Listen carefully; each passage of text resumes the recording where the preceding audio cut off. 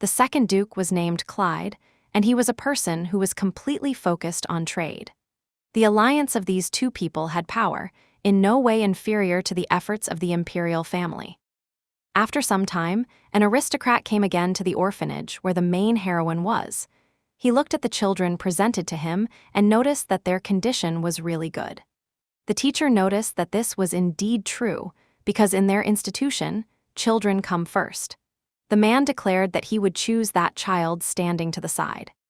The boy immediately looked at his hands and saw that they were indeed red. The heroine said that this simply couldn't be allowed. At the same time, she noticed that if he was uncomfortable, she would be right there with him. So, it was an era where money flowed like a river, and the empire consistently won victories in big and small wars. The aristocrats, upset that they couldn't spend enough money, found a way to demonstrate their capital and generosity to the world. They all started adopting war orphans, but that was just the official version.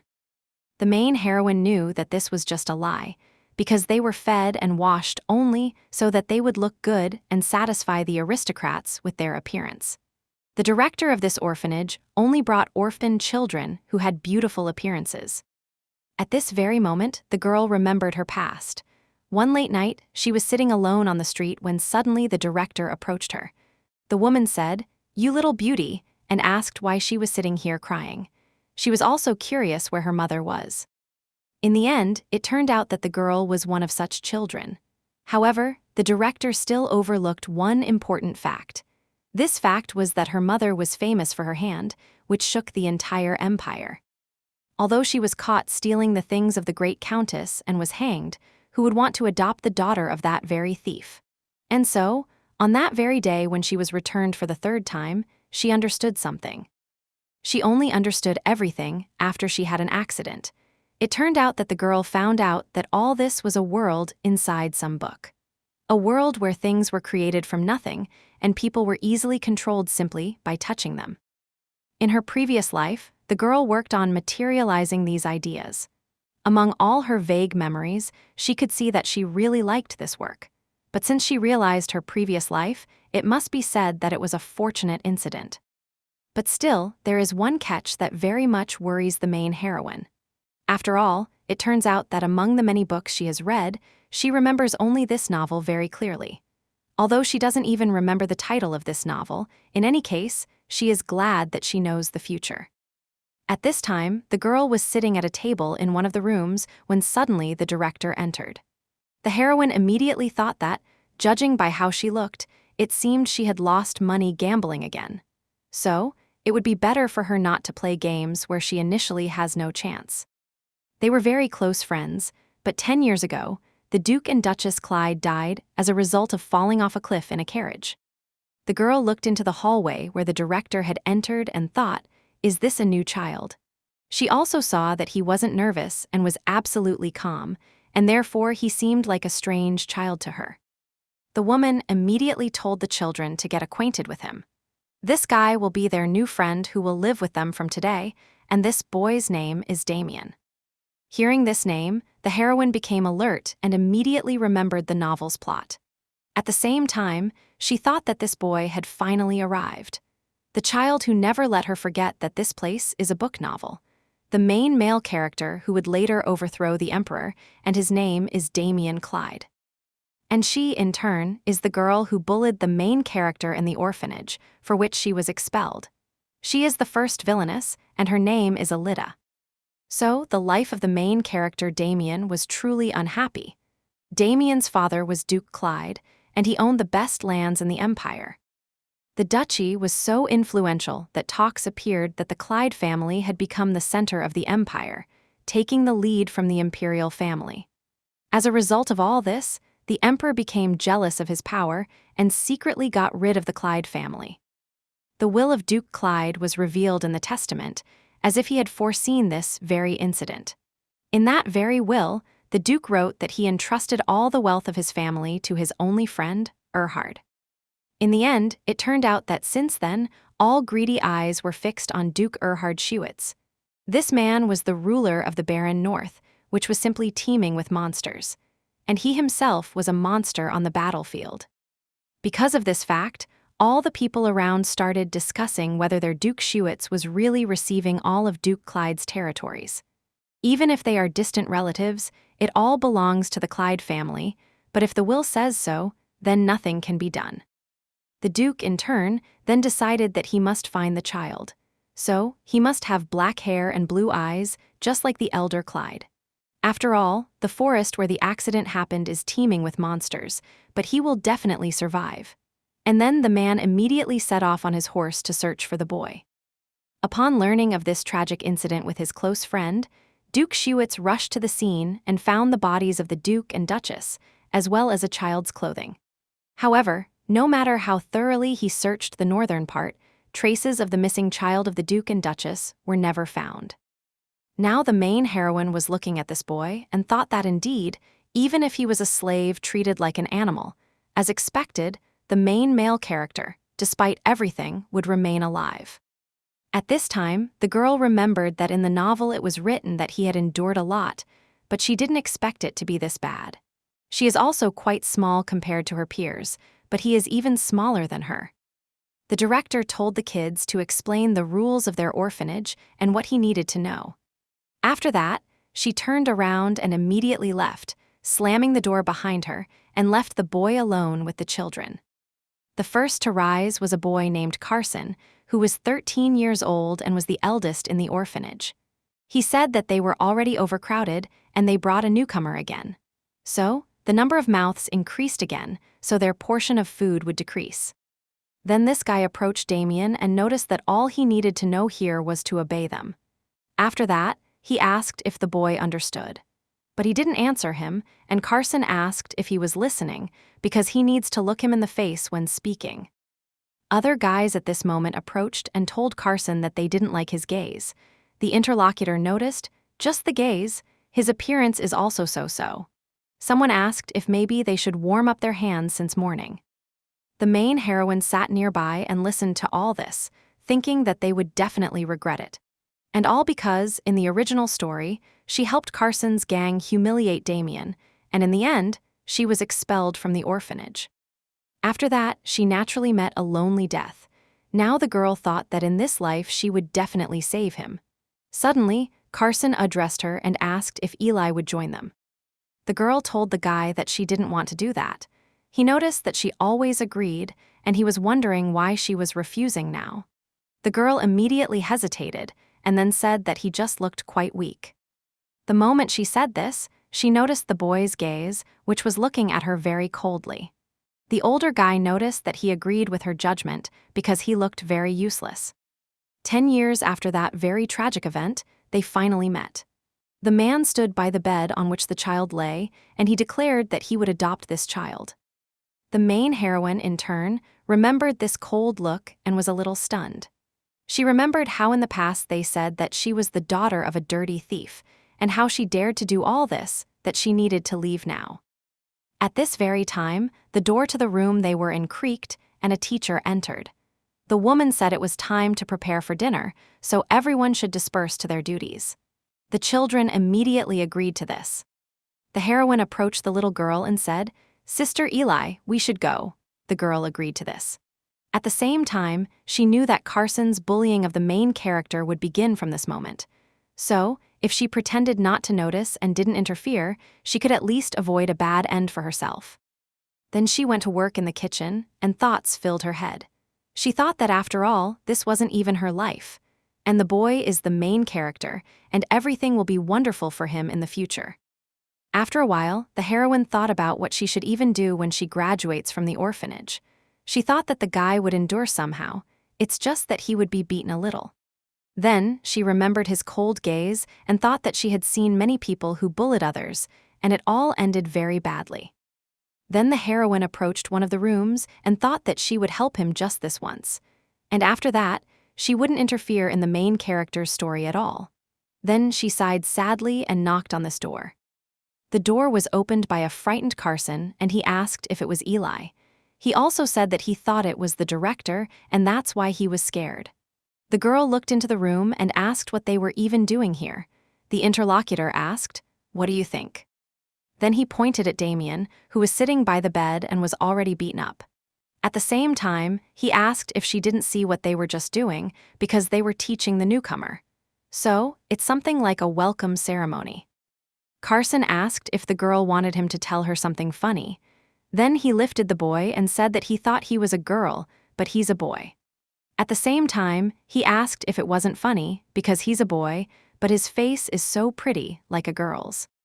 The main heroine entered the room and said that she was still better looking than his mug. The interlocutor immediately asked what she was saying.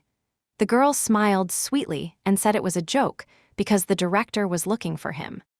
Just like in the original story, Duke Schuetz found the main character, whose name is Damien. The main heroine, in turn, thought that she had kept the promise that he would meet his family. So, it turns out that now she definitely won't be kicked out of the orphanage. The guy said that it was so fun here and he didn't understand why that witch suddenly needed him. The girl said that she looked around and asked where he was. At the same time, she noticed that he knew she wasn't one of those who could wait long. Carson turned to the newcomer and said that he should know he was just lucky today. After that, he immediately threw the boy to the ground and left with his henchmen. He told them they should go to the director. The girl, in turn, made sure they left, and then returned to the room where Damien was. After the heroine entered the room, she turned to the boy and asked if he was okay. He, in turn, didn't answer anything and started twisting his wounded arm. The girl noticed this and said that the wound would reopen that way. Then she took out a medicinal ointment that she had stolen from the director's room. At the same time, she told the boy that she would apply it and it would hurt less. The boy tried to say something, and the girl asked what he wanted. Damien told her that she didn't need to do that, because they would beat him again. In any case, before it all heals, so there's no need for it. Then he repeated again that they would beat him again. The heroine heard his words and immediately thought. So, resistance breeds even more violence, and the fact that a simple way to soften the violence is to endure it is already known to this child. After her thoughts, Eli said that it was still better than not applying it at all. Then, she gave him the ointment and told him to apply it to his wounds himself later. When the main heroine did all this, she immediately left the room and closed the door behind her. But at the same time, she stopped and thought about everything. She thought that she already knew all of Damien's pain from the book, but seeing the boy's face, similar to hers, for some reason her throat tightened. After that, a little time passed, and all the children were already sitting at dinner. The teacher told them to sit quietly and eat, and not to talk during the meal. The main heroine looked around and thought, was Damien really skipping the meal because he wasn't visible at all? The girl understood that if he missed dinner, he would be hungry until tomorrow. Now, just like in the original story, in 4 years, Damien will go to war together with Duke Schuetz. As a result, there he will find peace and meet the main heroine, whose name is a Shable. While the girl was thinking about all this, a boy sitting next to her addressed her. He asked if Eli wasn't going to eat this bread, could he eat it for her? The girl apologized to Tommy and said that he couldn't do that. The boy asked in surprise, but why if she wasn't eating it anyway? The heroine took it in her hands and said she would eat it later. At the same time, she thought that, of course, she didn't know if Damien would eat it or not. Immediately after dinner, the girl went to the bedroom to see where Damien was. At the same time, she thought that it was actually time to clean up in the kitchen, but it seemed she was too worried about this boy. After looking around the room, the girl realized that the boy wasn't in the bedroom. At the same time, she wondered, if he wasn't here, then where could he be? Suddenly, someone addressed her and asked what she was doing in an empty room and if she was looking for a ghost. The main heroine turned towards the interlocutor and saw that it was Carson talking to her. She asked the guy why look for ghosts, and she was just checking if Betty had returned. He asked if that was true. After that, he added that it was correct, because there was a much more amusing sight than looking for a ghost. The girl thought he was definitely talking about Damien now. At that moment, one of the guys asked if he was talking about Damien because he had secretly eavesdropped on the director's conversation. After that, he noticed that people said he was a slave before coming here. They also said that he caught a monster in the dark. Carson asked if he was talking about that little guy because that was some nonsense. He didn't understand who could even believe this nonsense. Then the guy asked Eli if she was interested in that little one. The girl at this time thought that Carson bullied most of the children, but he was even more cruel to those she showed interest in. It was too serious a crime to show her interest in that boy. The main heroine immediately turned to the guy and, smiling, said that there was definitely nothing like that. Then the girl said that it seemed that child had gone to the storage room earlier. Carson asked, "What storage room? No one except teachers can go there." He wondered why he would even go there. Eli asked if maybe they were just taking special care of him. At this very time, he looked at the girl sitting next to him and said something that surprised everyone. He noticed that he was also going to adopt this child sitting next to him. Then she added that she saw him enter there with the teacher's assistants. There's a lot of tasty stuff in the storage room, and as her interlocutor said, he's so beautiful, so maybe that's why. After all, the guy should know that beautiful children are more useful to the orphanage. She also noticed that he had said earlier that he caught a monster, which meant he had incredible skills. The whole conversation made the guy very angry, and he could barely contain himself. The girl continued her story, and with a smile on her face, said that was probably why he wasn't made to clean up. At this moment, the heroine thought that Damien didn't work because he was a slave and had a separate owner, but Carson still didn't know that. The interlocutor said they would see about that. Then he asked if the girl hadn't seen that the little brat couldn't even move in front of them. The girl thought that usually at such moments, they said they felt sorry for the newcomer. The heroine asked, so was Carson stronger than him? The boy said that naturally it was so, and told his subordinates to follow him to the storage room. They asked if they were going to punish him. At that moment, the heroine stopped the guy and told him to take this, because she had saved it especially for him. In the girl's hands at this time was the bread, which she handed to the guy. He became embarrassed and said that it was a little sudden, but then he turned around and said he would eat it. After that, a little time passed, and it was already nighttime in the orphanage. That's why one of the teachers approached the children and told them they needed to get to their beds. The children immediately started doing so, but the main heroine was no longer there, as she was outside. The girl, in turn, was walking around the orphanage grounds with a lantern, inspecting everything around. She had gone out only to find Damien, who was nowhere in the orphanage, and she was trying to find him. As she walked along the road, she thought that Carson was probably being punished now. The girl imagined how a teacher entered the storage room and asked the children how they dared to steal food. The main guy had bread in his hands at that time, and he was saying that they hadn't stolen anything because they were told that Damien was here, that's why they came. But the teacher was shouting for them to be quiet and asked what that bread was in his hands. Now Eli thought that he would probably get it badly because of this situation. The girl was going to give this bread to Damien, but she managed to use it successfully in this situation. Then the girl walked along the street and thought, but where was Damien really now?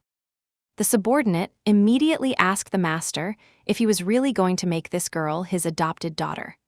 The man declared that this was not the case at all, because he was going to take her as a daughter-in-law. Suddenly, she remembered the words of that boy who told the story about the guy. He said that the guy was a slave before coming here, and they say he even caught some monster in the dark. Because of these memories, the girl looked ahead into the darkness and thought, could it be so? She really didn't want the guy to be there. Then the girl remembered a scene from the original story. So, in the original novel, the Duke asks young Damien something. He told the guy that he had incredible sword skills and asked if he had studied it. Then the guy said that in order to survive in the darkness, he had no choice but to learn swordsmanship. The heroine remembered that was exactly how he answered then, and that's why she ran to search for him. Also, she thought then that it was just a cliché hinting at the main character's development. After some time of her search, the girl slipped and immediately fell to her knee. She was quite happy to see that she had found the very guy she had been looking for all this time. Then she told him that he would get hurt that way. After all, he knew how hard it would be if he caught a cold now. Damien at this very time was sitting under a tree and didn't answer her. The heroine noticed that Carson's group was caught by the teacher, so today he could sleep peacefully. That's why she was asking the guy to come back home. He didn't answer her for a few seconds, and then said that even if they were caught, it was only for today. So, he would return tomorrow, and it was more comfortable for him here than returning there. At this moment, the heroine realized she had been thinking completely wrong. So, this child's life until now had been simply a tragedy. Damien had confined himself in deep darkness, and it was so painful that it had become comfortable for him. Probably, for the same reason, he took the sword with him. The girl thought what normal person would willingly want to be alone in the dark. Then she told the guy that they wouldn't bother him anymore. Let him come home now, and they would literally disappear soon, she promised that. The main heroine was shocked by such information and thought, was this really how it was supposed to be? After that, she thought, what kind of daughter-in-law is she? She was just trying to change the future where she would be thrown out onto the street. But still, she never wanted to be a daughter-in-law. Then the heroine looked at him sweetly and said that he was no longer in any danger at all. That's why she was asking Damien to come home. The boy looked carefully into her eyes and remembered her gaze. He also remembered when the girl had asked him to apply the ointment recently, saying it wouldn't hurt then. Damien, not understanding what was happening, asked why he should return. The heroine, in turn, continued to smile sweetly at him and said it was because he wanted to. And so it turns out, as she said then, she really wanted it very much. After all, she didn't know if this child could understand her, but she couldn't die like in the original. Then the heroine reached out her hand to the guy and said that's why he should get up quickly. After all, because she was worried about him, she couldn't even eat properly, so they should go and eat. The boy, in turn, thought about the food, got up, and gave his hand to the girl. After that, together they set off home by the light of the lantern. The girl thought that, fortunately, Damien didn't resist, that alone had already changed her fate. After some time, they finally reached the house where they lived. The girl entered the house and told the guy that from now on they needed to be as quiet as possible. She also noticed that the director and teachers had gone to the casino, but who knew what could happen.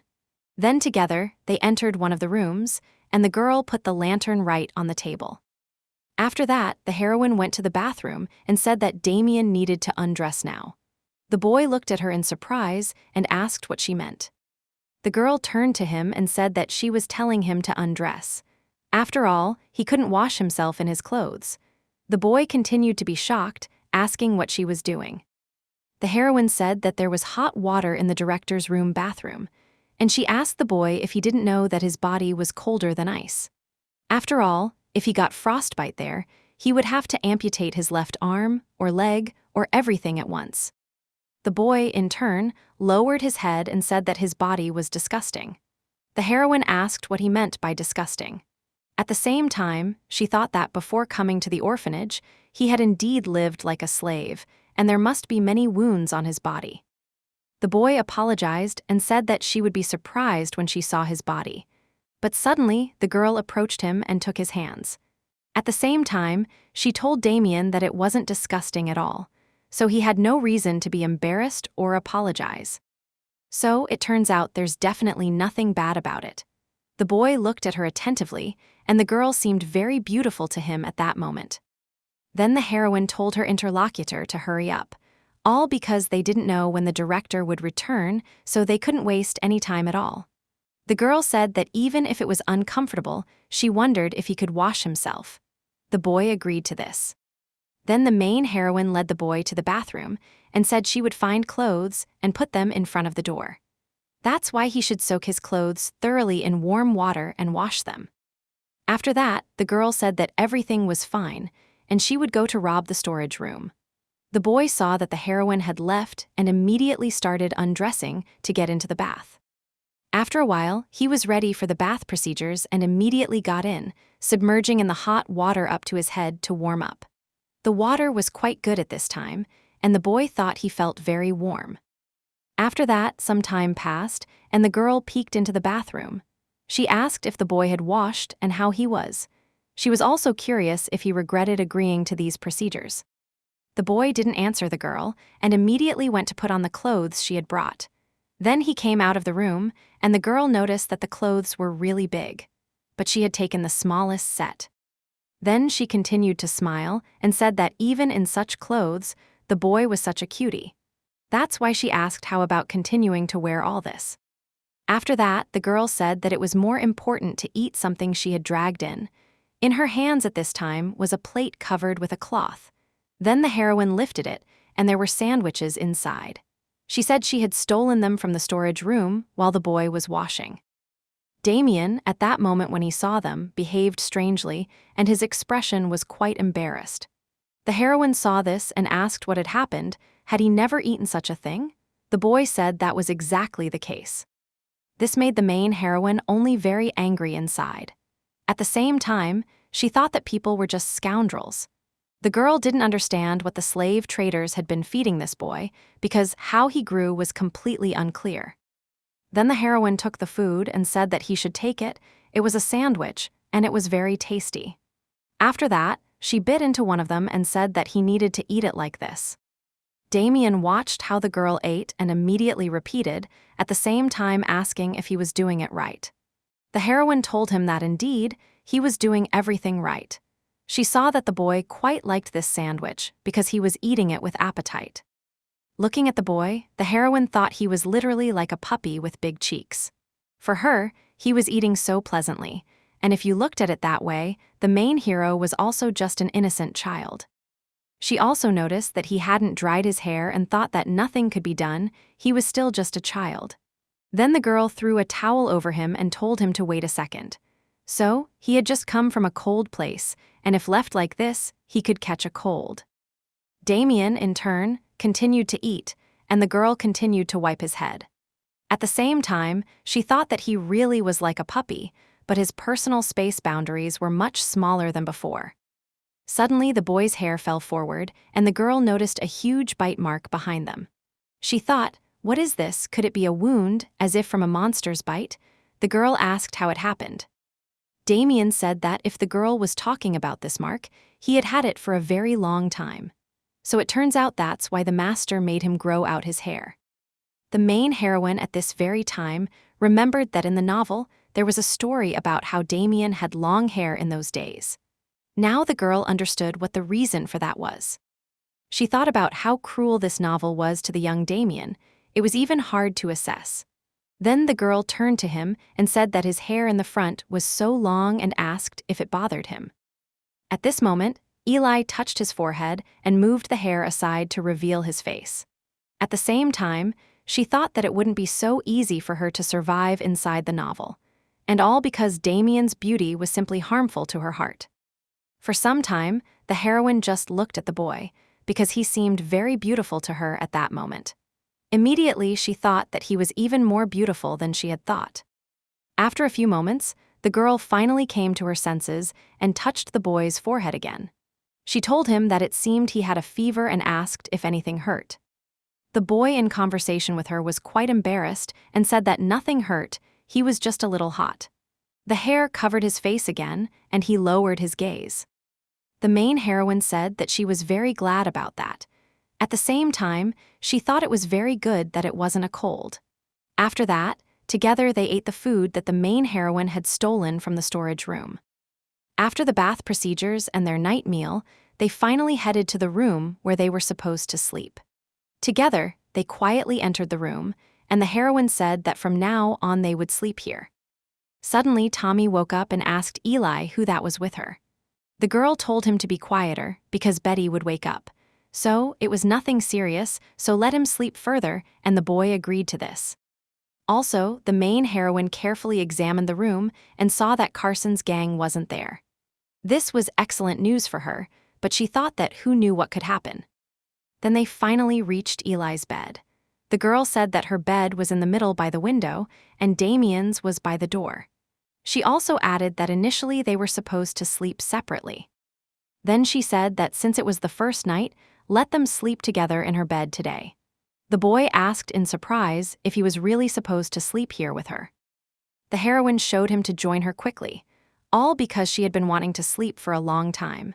The boy immediately jumped onto the bed and lay down somehow strangely. The girl thought, was it his first time sleeping in a bed because he looked very clumsy. Then the girl covered her new friend and felt some strange smell. At the same time, she thought that she also used to secretly wash in the director's room, but there was nothing there that smelled like this to her now. Then she thought she looked like some kind of pervert right now. After her thoughts, she told the boy that they should go to sleep then and wished Damien good night. He, in turn, didn't answer. The girl immediately sat up and asked if he wasn't going to wish her the same. The embarrassed Damien also wished her good night. The heroine smiled and said good night then and immediately lay down. The boy, in turn, opened his eyes and looked at the sleeping interlocutor. At the same time, he thought that she was simply incredible and a child. Then he thought about the words the girl had said when she first saw him. Now he wondered if she was taking care of him out of a sense of guilt.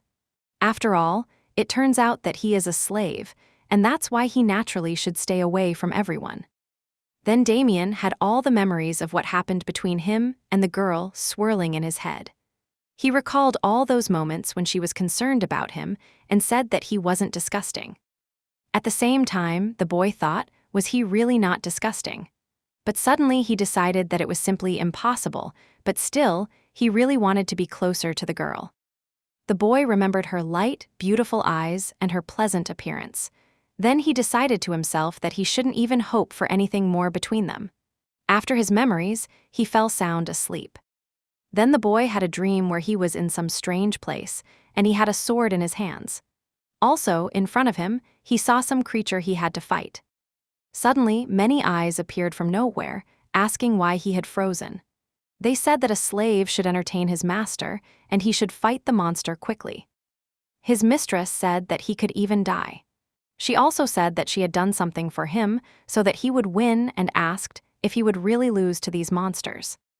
Damien immediately thought that no one would ever help him.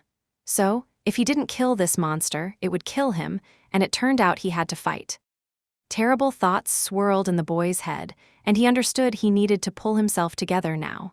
And it turned out that if he couldn't, he would definitely die. At that same moment, he heard a voice calling his name. Immediately after that, the boy woke up in a cold sweat and saw Eli standing next to him. The main heroine was frightened and asked if he was okay. Also, she asked if he had had a nightmare or if he had caught some cold. Then the girl leaned towards him and touched his forehead and said that there was no fever, but he was all sweaty. At the same time, she was still very worried and asked if he was really okay. The boy looked at the girl, and she seemed to look exactly like his mistress from the nightmare. But literally, a moment later, all these thoughts dissipated, and everything seemed normal. The heroine continued to say that he looked really sick. The boy didn't understand why Eli was so worried about him. At the same time, he thought that no one had ever cared for him until yesterday, not even he himself. But now, his new friend was constantly caring for him. At that moment, the main heroine shouted that this wouldn't do and said she would go get a wet towel. The moment she started to run, the boy immediately got up and grabbed her clothes, stopping her with this action. Eli looked at him with a questioning gaze, and the boy said to wait a little, because he was really okay. Then he said that he wasn't in pain at all now. The heroine asked if that was really true. Then she said that he still shouldn't overexert himself now. At that moment, the girl put her hand on the boy's head and stroked him. At that very moment, the boy thought that it was all really strange, because it turned out that when he was with Eli, he felt ticklish and warm. At that moment, it was as if he felt he had swallowed the sun with his stomach. Then the boy thought that maybe he should have said that he really was in pain. Then Eli would have pitied him again. At that very moment, the door to the room they were in swung open, and someone entered. The main heroine and her new friend immediately looked there. There stood an enraged Carson, who saw Eli and said, "Did she do this on purpose?" After that, the guy pointed his hand at Damien and said that this scoundrel wasn't in the storage room. And then it turned out that because of the girl, he was caught by the teacher. After that, he asked if she knew what he had to go through because of this. Then he again pointed his hand at the heroine's new friend and said that it was all because of him. The heroine immediately asked why he was blaming Damien for everything. The interlocutor didn't expect this and looked at the girl without understanding. She continued to say that the fool is the one who is deceived. At that moment, she looked outside where the chapel stood and thought that the clock had chimed, so a teacher should enter this place soon. Carson was very angry when he heard all the words said by his interlocutor. So he immediately ran up to the girl and grabbed her, asking her how she could do this to him. Suddenly, a teacher really entered the room they were in. Seeing the scene before her, she asked the boy what he was doing. Then she asked the boy if he really still hadn't corrected his behavior. Carson didn't expect this and immediately told the teacher that he had misunderstood everything. At the same time, he said that Eli started this whole situation, and she was to blame for everything. Then he looked at the children who were also in the room and were frightened. At the same time, he said that they had also seen it all with their own eyes. Suddenly, the teacher said what nonsense he was spouting now. At the same time, she grabbed him by the hand and said that every day he was the first to start a fight. That's why he was completely uninteresting to the aristocrats. The boy continued to say that it was really true and asked to be believed. After all, it turned out that yesterday they were in the storage room precisely because of Eli. The teacher calmed down a little and immediately asked the girl if it was true. The heroine lowered her eyes and put on a rather pitiful look. At the same time, she said that Damien was unwell yesterday and had a fever. That's why it turned out that she went for medicine, but Carson kept repeating that all the teachers had gone to the casino. The boy and the teacher were shocked, and Carson asked when he had said such a thing. The main heroine, with tears in her eyes, said that it was true, because how could their teachers leave the children alone and go to the casino? That was simply impossible. Also, pitifully, she asked the woman if it was true. She immediately hesitated to answer these words. At that moment, the girl thought that now was the time to drive the wedge in so they wouldn't interrogate her further. That's why she asked the teacher if the storage room doors were really open last night. She also added that it turned out the director gave her some task yesterday, and that's why she was the last one to lock the storage room door. At that very moment, the teacher remembered how she had gone there yesterday. It turned out she was there with a man who asked her if everything would really be okay because he thought they would be caught. But the girl said everything would be fine because you couldn't find a better place for secret meetings. Now the teacher was shocked because she didn't know what to say about this. The main heroine, in turn, continued her story. She said that she had definitely left the keys in the director's office and the storage room couldn't have been open. So, it seemed she had managed to lose the keys and apologized for it. The teacher said that everything was fine and asked the girl not to behave like that. But the heroine said that it wasn't so because she was to blame for being careless. That's why she would go to the director together with Carson. The woman at this time exclaimed that this shouldn't be done. After that, she turned to the boy and said, "What casino was he talking about and why was he lying like that?" It turned out that precisely because of him, something bad could have happened to Damien. The boy, in turn, didn't understand what was happening at all and why the girl was lying. He tried to justify himself and said that he had never done or said anything like that. The teacher grabbed the boy by the hand and started to lead him away from this place. He pointed his finger at the main heroine and said that Eli was really lying now. The woman, in turn, shouted that he should stop making excuses and just come with her. Then they left the room together, slamming the door behind them. Only the children and the main heroine with Damien remained in the room. The heroine thought that now Carson definitely wouldn't bother Damien for some time. After that, she looked at her hands. Then with a sweet smile, she turned to Betty and Tommy. She told them they needed to go downstairs quickly so the teachers wouldn't scold them. That's why she told them to wash up quickly and leave. Little Betty immediately approached the girl and hugged her. The heroine stroked her head and said she would come down soon too.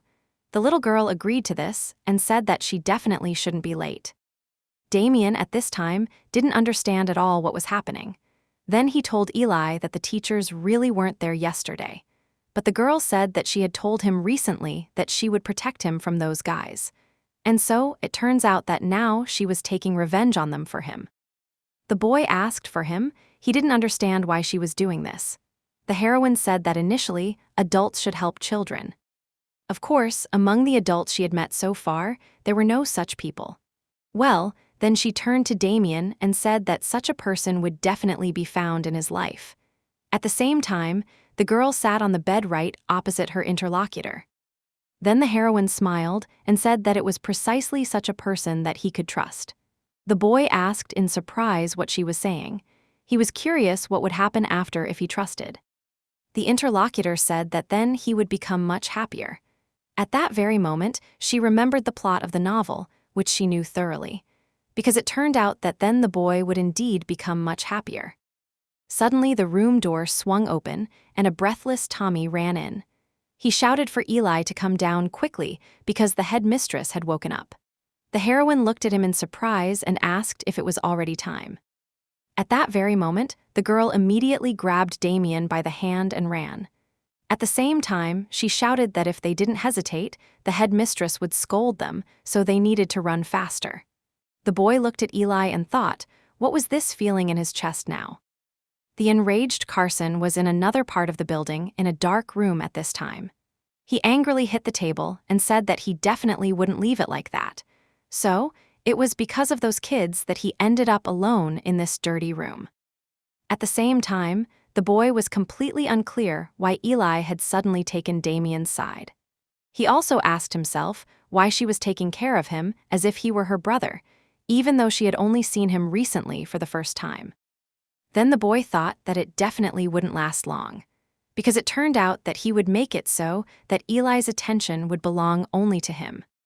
After that, a little time passed, and the main heroine was standing in the kitchen with her new friend. She tasted the food and thought it would do just fine. After that, she told Damien to stir the ladle more vigorously.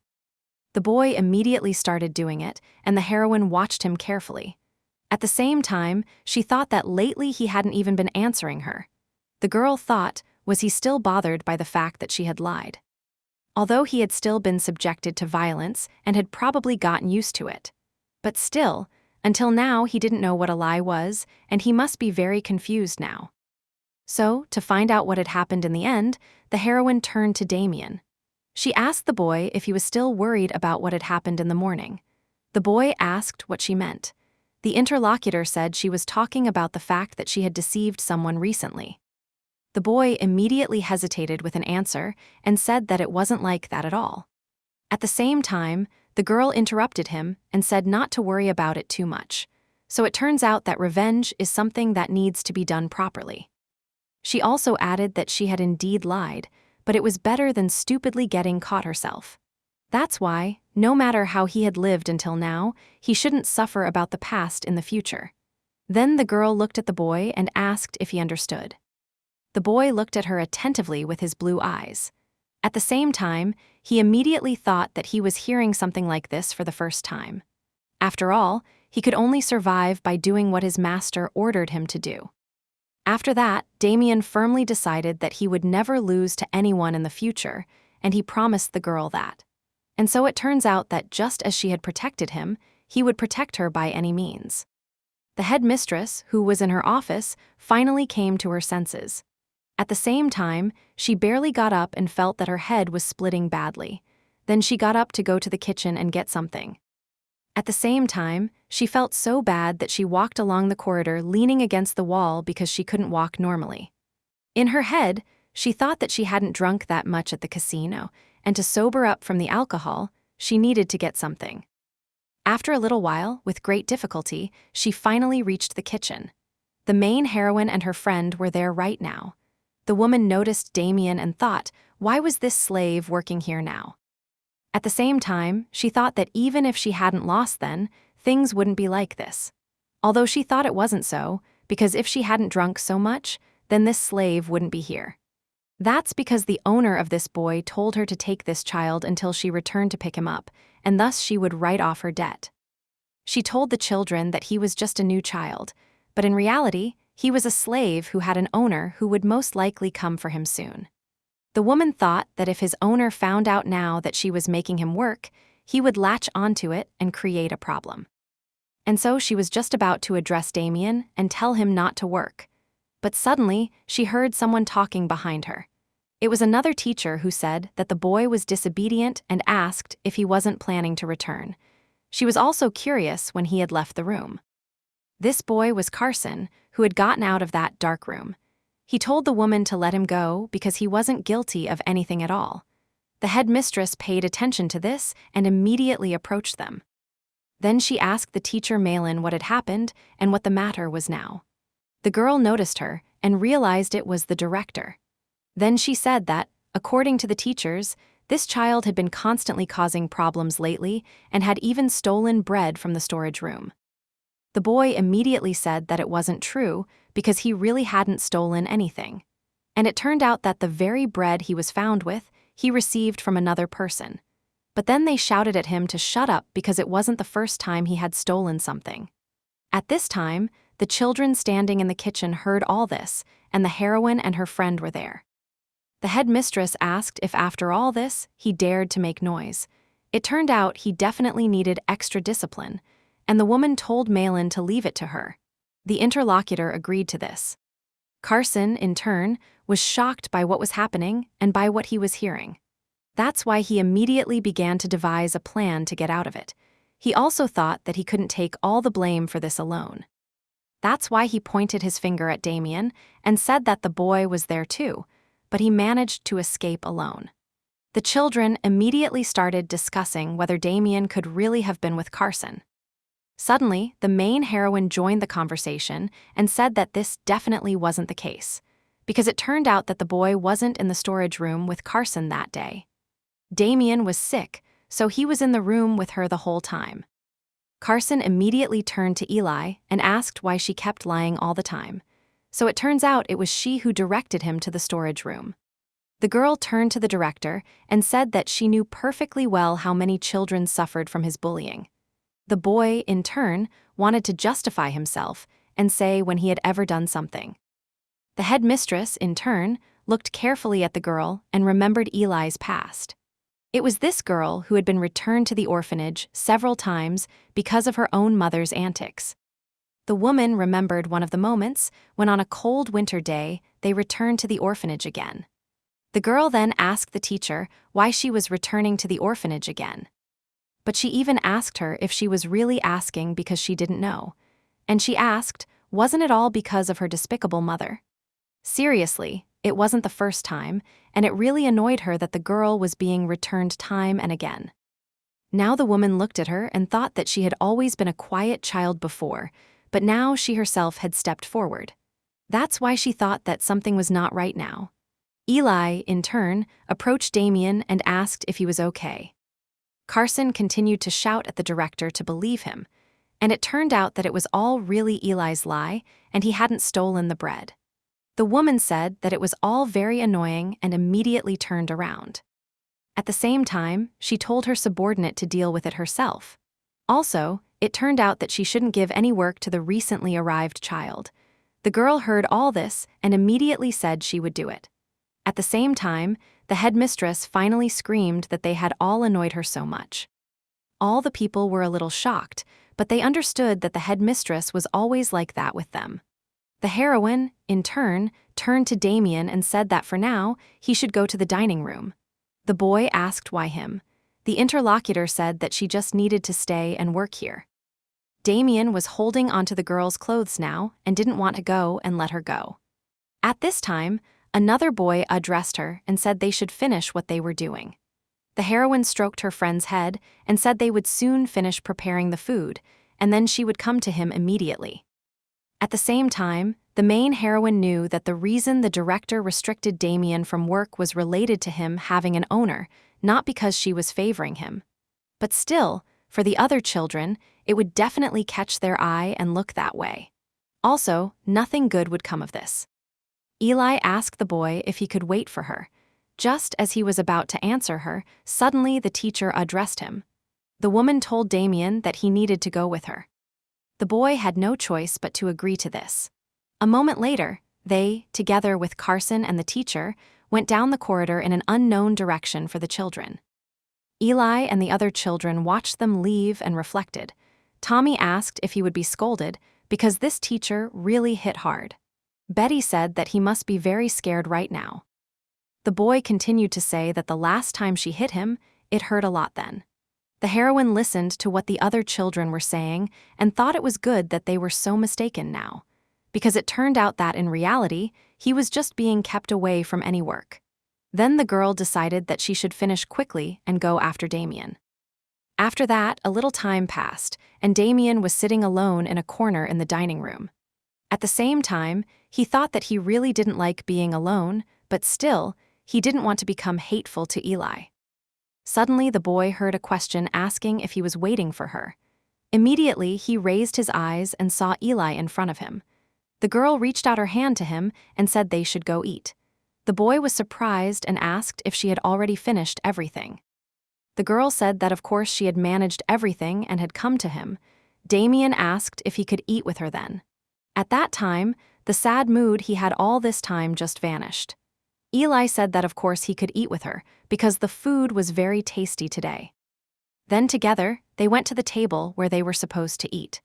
Tommy was standing there and told the boy to wait a little because the seat to the right of Eli was his. The main heroine's new friend looked at him in surprise at that moment. Damien looked at Tommy maliciously, and he thought what was wrong with this guy. The heroine thought that he was so excited because Carson, who always watched over her, wasn't around. That's why she turned to him and told Tommy to give up his spot for him just for today.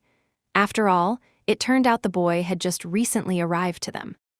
The interlocutor said that he didn't want to do that at all. At that moment, the main heroine said that cool guys know how to yield to others. The boy looked at her inspired and asked if that was really true. Immediately after that, he moved and said that today he would yield to him just once, but he would do it only because he was indeed a cool guy. The heroine thought at that moment that Tommy was really that kind of child. Then she told Damien to sit next to her. The boy calmed down a bit and agreed to this. Tommy, in turn, looked at the main heroine's new friend and thought that he really looked kind and naive. Suddenly, a child's cry was heard from all around, and all the children immediately turned their attention there. It was Betty crying, and they asked her what had happened. The girl, continuing to cry and wiping her tears, shouted that her doll had gotten wet in the soup. Hearing this, the heroine immediately told the boys to eat without her, and she would return very soon. At the same time, she immediately rushed towards Betty to calm her down at least a little. Then she took the little girl together with her doll in her arms and started to calm her down. At the same time, she gently said that Betty shouldn't worry because the doll only got wet a little. So, they just needed to wash that small part, and then everything would be fine. Also, the girl said that her sister would clean that little part for her. After that, they went to the bathroom together with the girl to do it. At this time, Damien was left alone with the other children and was looking around. A moment later, Tommy addressed him and said he was pleased to meet him. He also noticed that he seemed to have gotten very close to Eli and therefore offered to get along from that moment on. Damien immediately became alert and turned his head away, saying he didn't want to do that. And from such a reaction, Tommy thought that it seemed he was really afraid of people. Then he said that he shouldn't think anything like that because he was also Eli's friend, so he wanted to get along with him. Damien asked if he was really her friend. The interlocutor said that of course it was so, because he was Eli's closest friend. At this very time, Damien raised his head, and from behind the thick bangs in front, his eyes became visible. He and his interlocutor exchanged glances, and the boy's gaze was very cold. Tommy didn't expect this at all, and this gaze struck him. At the same time, the boy got a little scared and started mumbling something under his breath. Suddenly, the door to the dining room creaked, and the main heroine entered. The girl asked Damien if he was still eating. He said with a casual air that he was indeed doing so and was devouring the food. Tommy was shocked by this sight. The main heroine saw his questioning look and asked what was wrong with him. The boy remembered that very scary look of Eli's new friend and said that it was nothing. At the same time, he thought he was wrong to think the boy was naive and calm, because now it turned out he was no different from a wild beast. That's why he thought Eli was being deceived. Some time after that, the main heroine and her friend went again to the director's bathroom, and so the girl asked the boy if he had finished washing. The interlocutor said that was the case. After that, he came out of the bathroom, and the main heroine looked at him. At the same time, she thought that his cheeks were just shining, and she really wanted to touch them. She thought she really wanted to poke them, but she had to restrain herself because the boy had only just started to open up to her. Then the main heroine said that after a shower, it was still better and asked the boy to come to her. He immediately agreed, and the girl started wiping his face. Continuing to wipe him, she thought, no matter how much she looked at him, he was really beautiful. Probably, the hair really got in the way, and she wanted to cut it. But any aristocrat who saw such a face would definitely want to take him. So the girl thought that this must not be allowed under any circumstances. Because it turned out that Damien's adoptive father should definitely be Duke Shuitz. Consequently, the heroine needed to hide his beauty by any means necessary. Then the girl told the boy that they should go to sleep then. As always, they quietly made their way through the orphanage and entered the room where they were supposed to sleep. The girl approached one of the beds and told the boy that from today he would sleep alone on the bed right here. The boy asked if he would sleep alone. Eli said that was the case and asked if he didn't like it. The boy didn't answer, but it was clear from him that he was pouting. The main heroine saw this and started looking at the boy carefully. At the same time, she thought, did he want to tell her something after all? But literally a moment later, he turned around and went the other way. After that, he lay down on the bed casually, and the girl watched this calmly. At the same time, the girl thought that probably a lot had happened today, and that's why he was tired. Then she went and calmly lay down in her bed. After that, she turned to the boy and wished him good night and sweet dreams. In response, the boy also told Eli that he wished her sweet dreams. The main heroine was very happy to hear this and was a little embarrassed. And all because she understood that it was the first time Damien had called her by name. That's why she was very joyful to hear just a few words from this little boy. The night was quite quiet, and the girl slept peacefully in her bed. But suddenly, she woke up because she felt she needed to go to the toilet. The time was quite late, and so the heroine was very sleepy. But suddenly, when she was passing by Damien's bed, the sleep literally disappeared. And all because she looked at his bed and noticed that the boy wasn't there at all. Then she asked with great surprise where Damien had gone. At this time, Betty, who was sitting on the bed, was awake and said that he had returned. She looked quite frightened and said that it was Brother Carson. At this very time, Damien was being beaten outside. His abuser asked if the boy even understood how much he had to go through because of him. The boy at this time was quite beaten up and was already spitting blood. Carson, in turn, stood over him, and as always, his henchmen were with him. Then the guy shouted that he could see he was proud that Eli cared about him, but it turned out that for Eli, he was nothing at all. When the conversation turned to his friend, Damien immediately raised his eyes and looked coldly at his abuser. He asked why he was looking like that. Was he planning to do something? Then he shouted again. What was he going to do now? Damien remembered Eli's words, who said that he would no longer suffer from his abusers. And because of this, he gathered his courage and immediately wanted to get up to fight back. But suddenly, Carson addressed him again and said that Eli was weak for guys like him. So it turns out he was a weakling boy who just couldn't stand up for himself. These words stunned the boy, and he immediately thought after these words. The interlocutor said that Damien was just one of those boys. Consequently, it turned out that only for that reason Eli cared about him, and not because he was special to her. These words struck Damien, and he remembered Eli's first words about him, when she said he just looked very weak. He immediately remembered all the insults and thought that he had heard these insults, like the violence, countless times as a slave. But he didn't understand why only when he said that he was nothing to Eli did the boy feel like he was falling into a swamp. His heart was sinking, and he was as if burning. Carson then continued his beating and swung his foot at the boy. At the same time, he said that he should know his place because it was too insolent for a slave. After all, he thought he had misunderstood something if they lived in the same place. At this very moment, he lifted Damien by his clothes and said to cool his head here. At the same time, he tried to push the boy into the cold water on the shore of the lake where they were. Damien at this time wasn't even resisting and was ready to fall into the cold water. But suddenly, the main heroine appeared, who managed to catch him. Carson at this time asked if it was Eli. Suddenly, the girl turned her head towards him and looked at him very angrily. At the same time, in a very aggressive tone, she asked her interlocutor what the hell he was doing here. Before this, the main heroine, as soon as she found out that Carson had taken Damien away, immediately ran out of the orphanage and ran into the forest. At the same time, the girl knew where to run and headed there at great speed because she had known Carson for more than a day. Eli understood that with the children he didn't like, he always pushed them into the lake. So, in such a cold winter, the lake was very dangerous, and Damien was really in danger. So she begged that the boy would remain safe. And so after she finally arrived and managed to grab Damien, the girl asked if his abuser had gone crazy.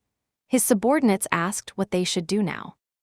The girl continued to shout that she knew he was crazy, but what the hell was he doing with this child now?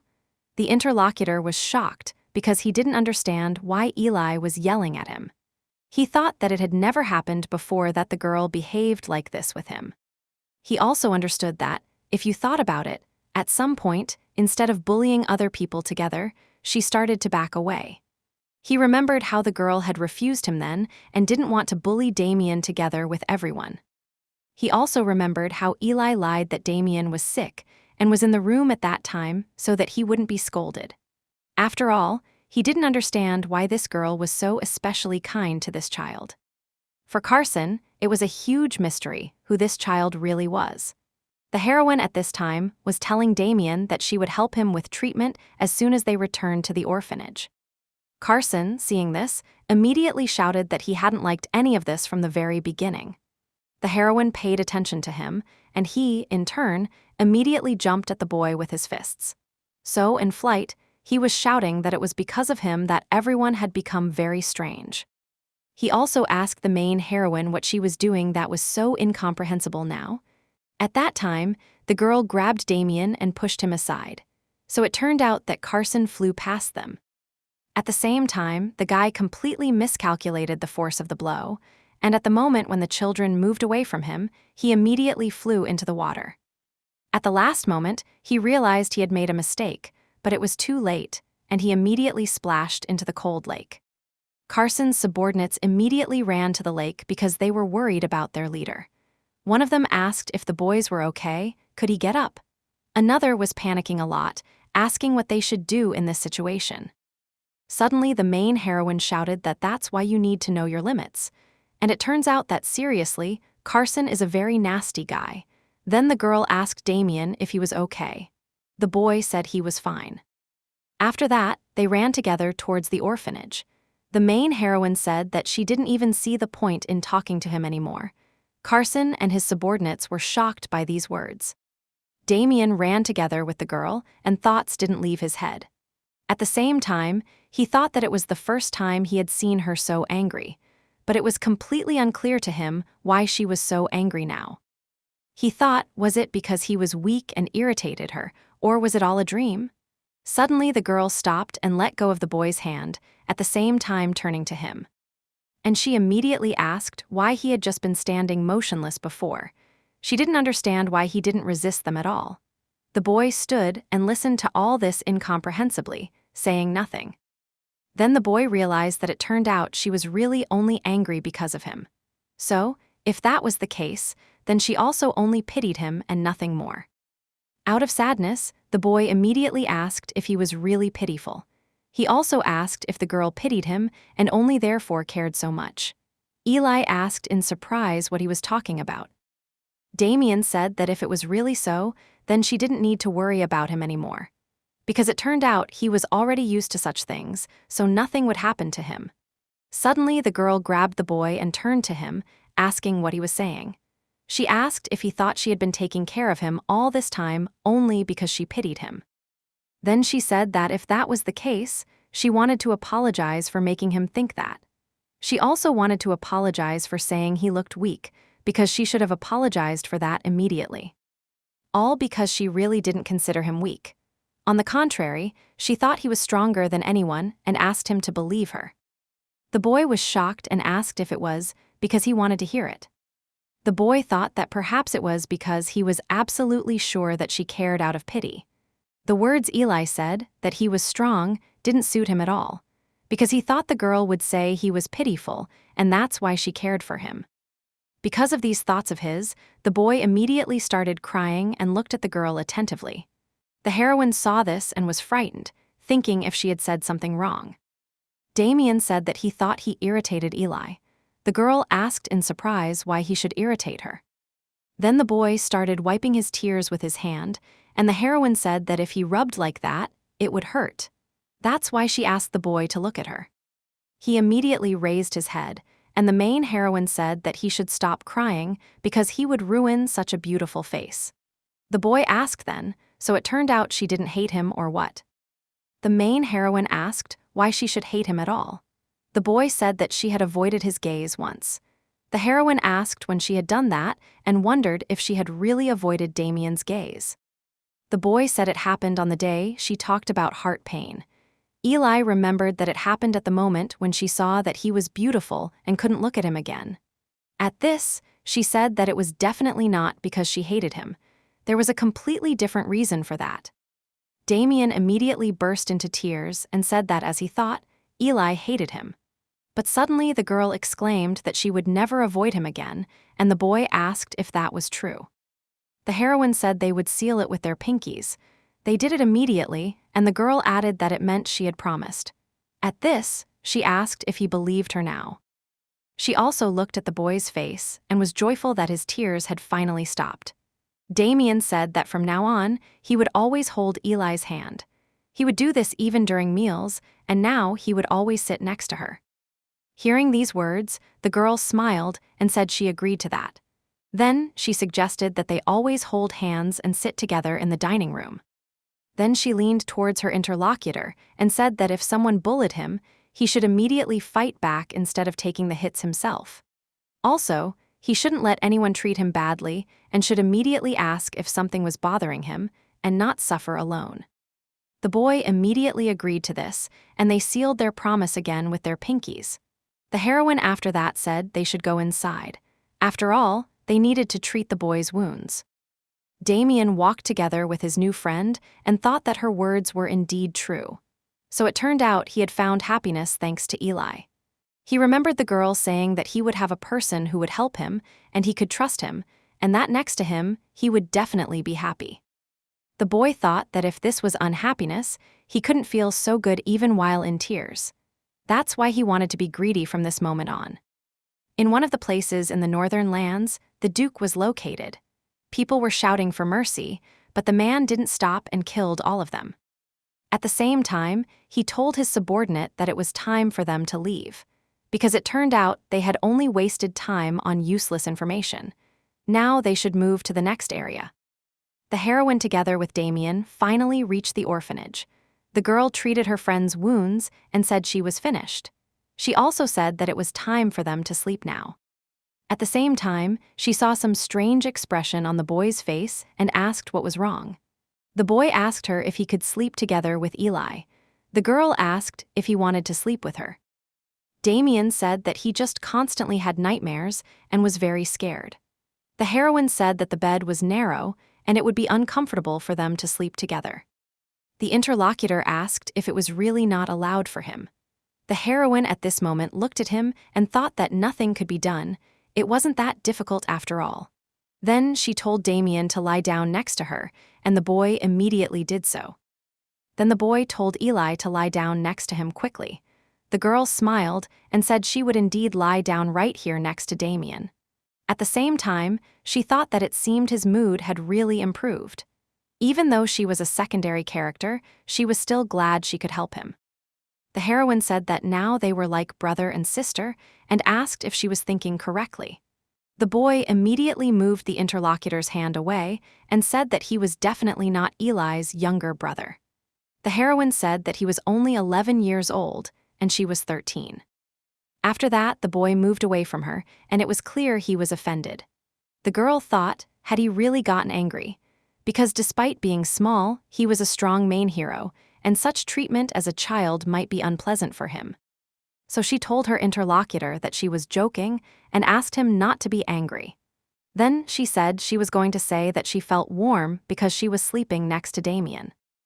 Because of these words, the boy immediately turned around and said he did too. After that, he became embarrassed and immediately hid under the blanket. The girl looked at him and thought he was really a cutie. Then the heroine covered the boy and said it was really late and time to sleep.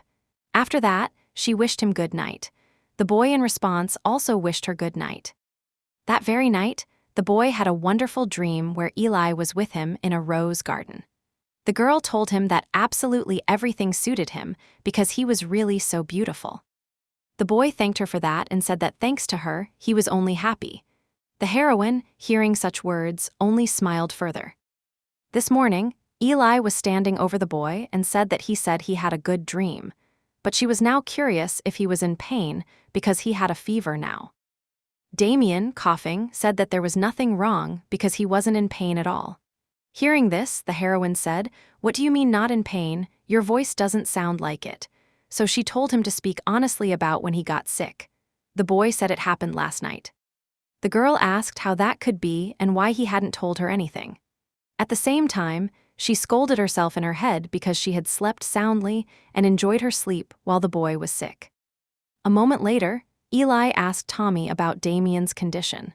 The guy said the fever was high and he would have to stay in bed for a few days. The girl asked Damien if he heard that because he needed to rest quietly today. Tommy said that with such a high fever, it was stupid not to say anything about it. Damien asked what Eli would do. The heroine said she needed to work, and if she didn't do it, the director would get angry. The boy thought, were they going to be separated from Eli again? The girl noticed that he knew how good she was at work, so she would manage quickly. She would go and make him soup, and he should close his eyes and count to 100. The interlocutor agreed to this and asked her to return quickly. The girl said that of course she agreed to that and added that he was such a cutie. After that, she told Tommy to take care of the boy, she would return soon. He, in turn, didn't answer anything to this and thought that she was really a fox.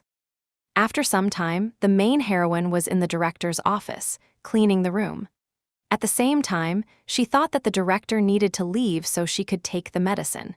But she wasn't going to leave at all, and did she have a bad mood today? Suddenly, the director looked angrily at the girl and addressed her.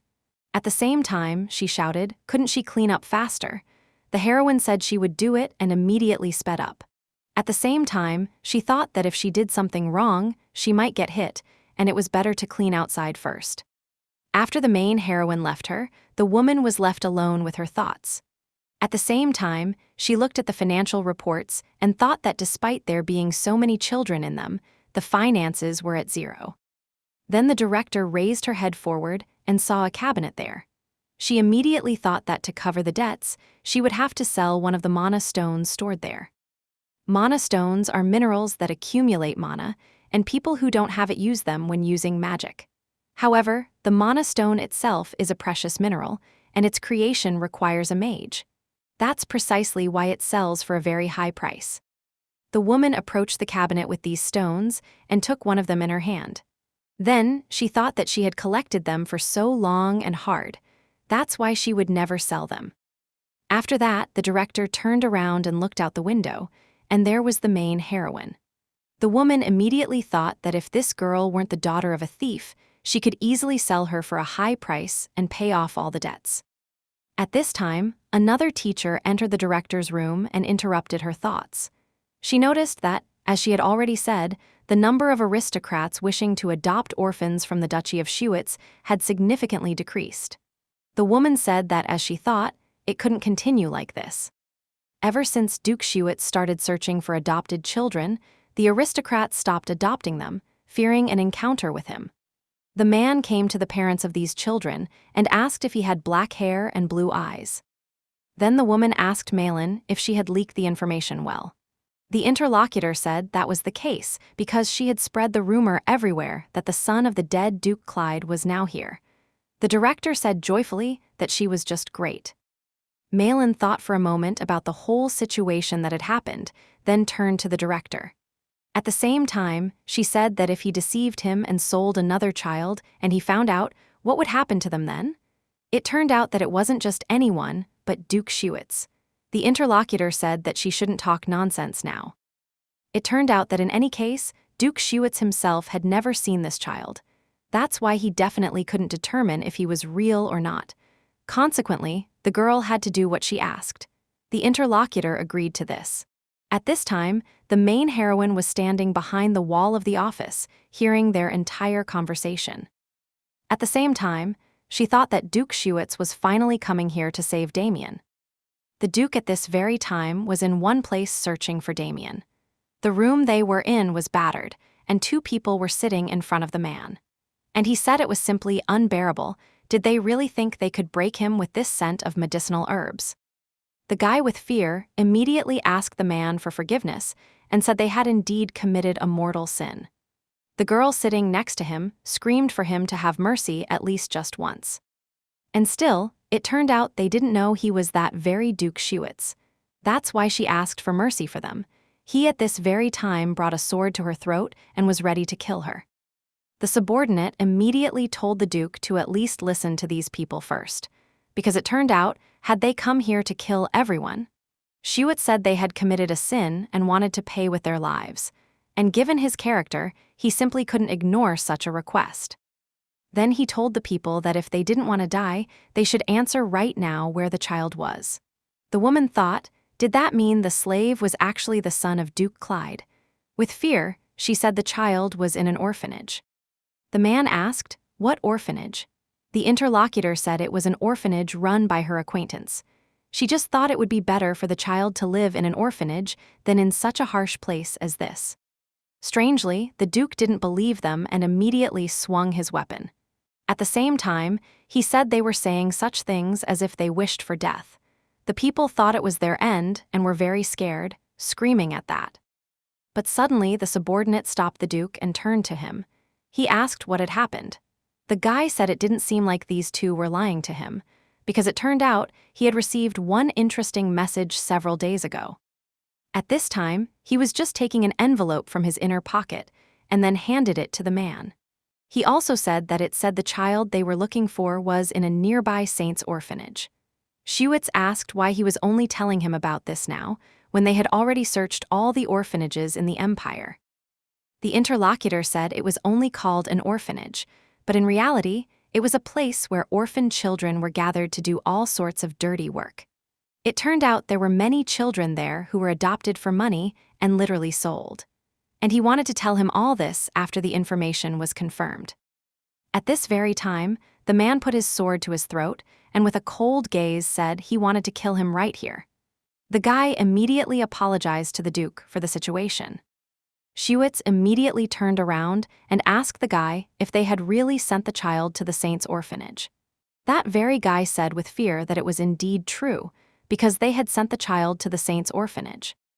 After confirmation, the Duke again turned his attention to the subordinate and said he would grant him punishment later.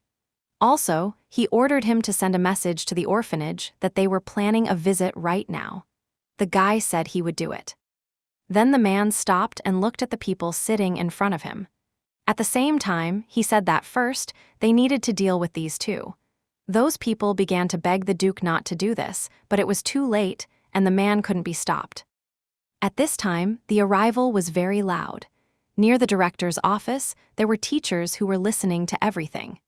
The headmistress was shouting that they were already on the verge of a breakdown, and now sick children had appeared. She also said that who could even feel good after falling into the lake in such cold weather?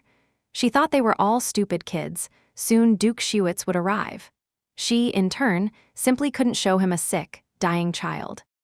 So, first of all, she should at least give him cheap medicine to show him in better shape than now. Of course, the woman was very sorry, but she would still have to sell at least one mana stone. After that, she immediately approached the cabinet where these stones were stored and, opening it, was stunned. At the same time, she shouted, "How did this happen, and had the mana stone really disappeared?" The main heroine at this time was in the room next to Damien.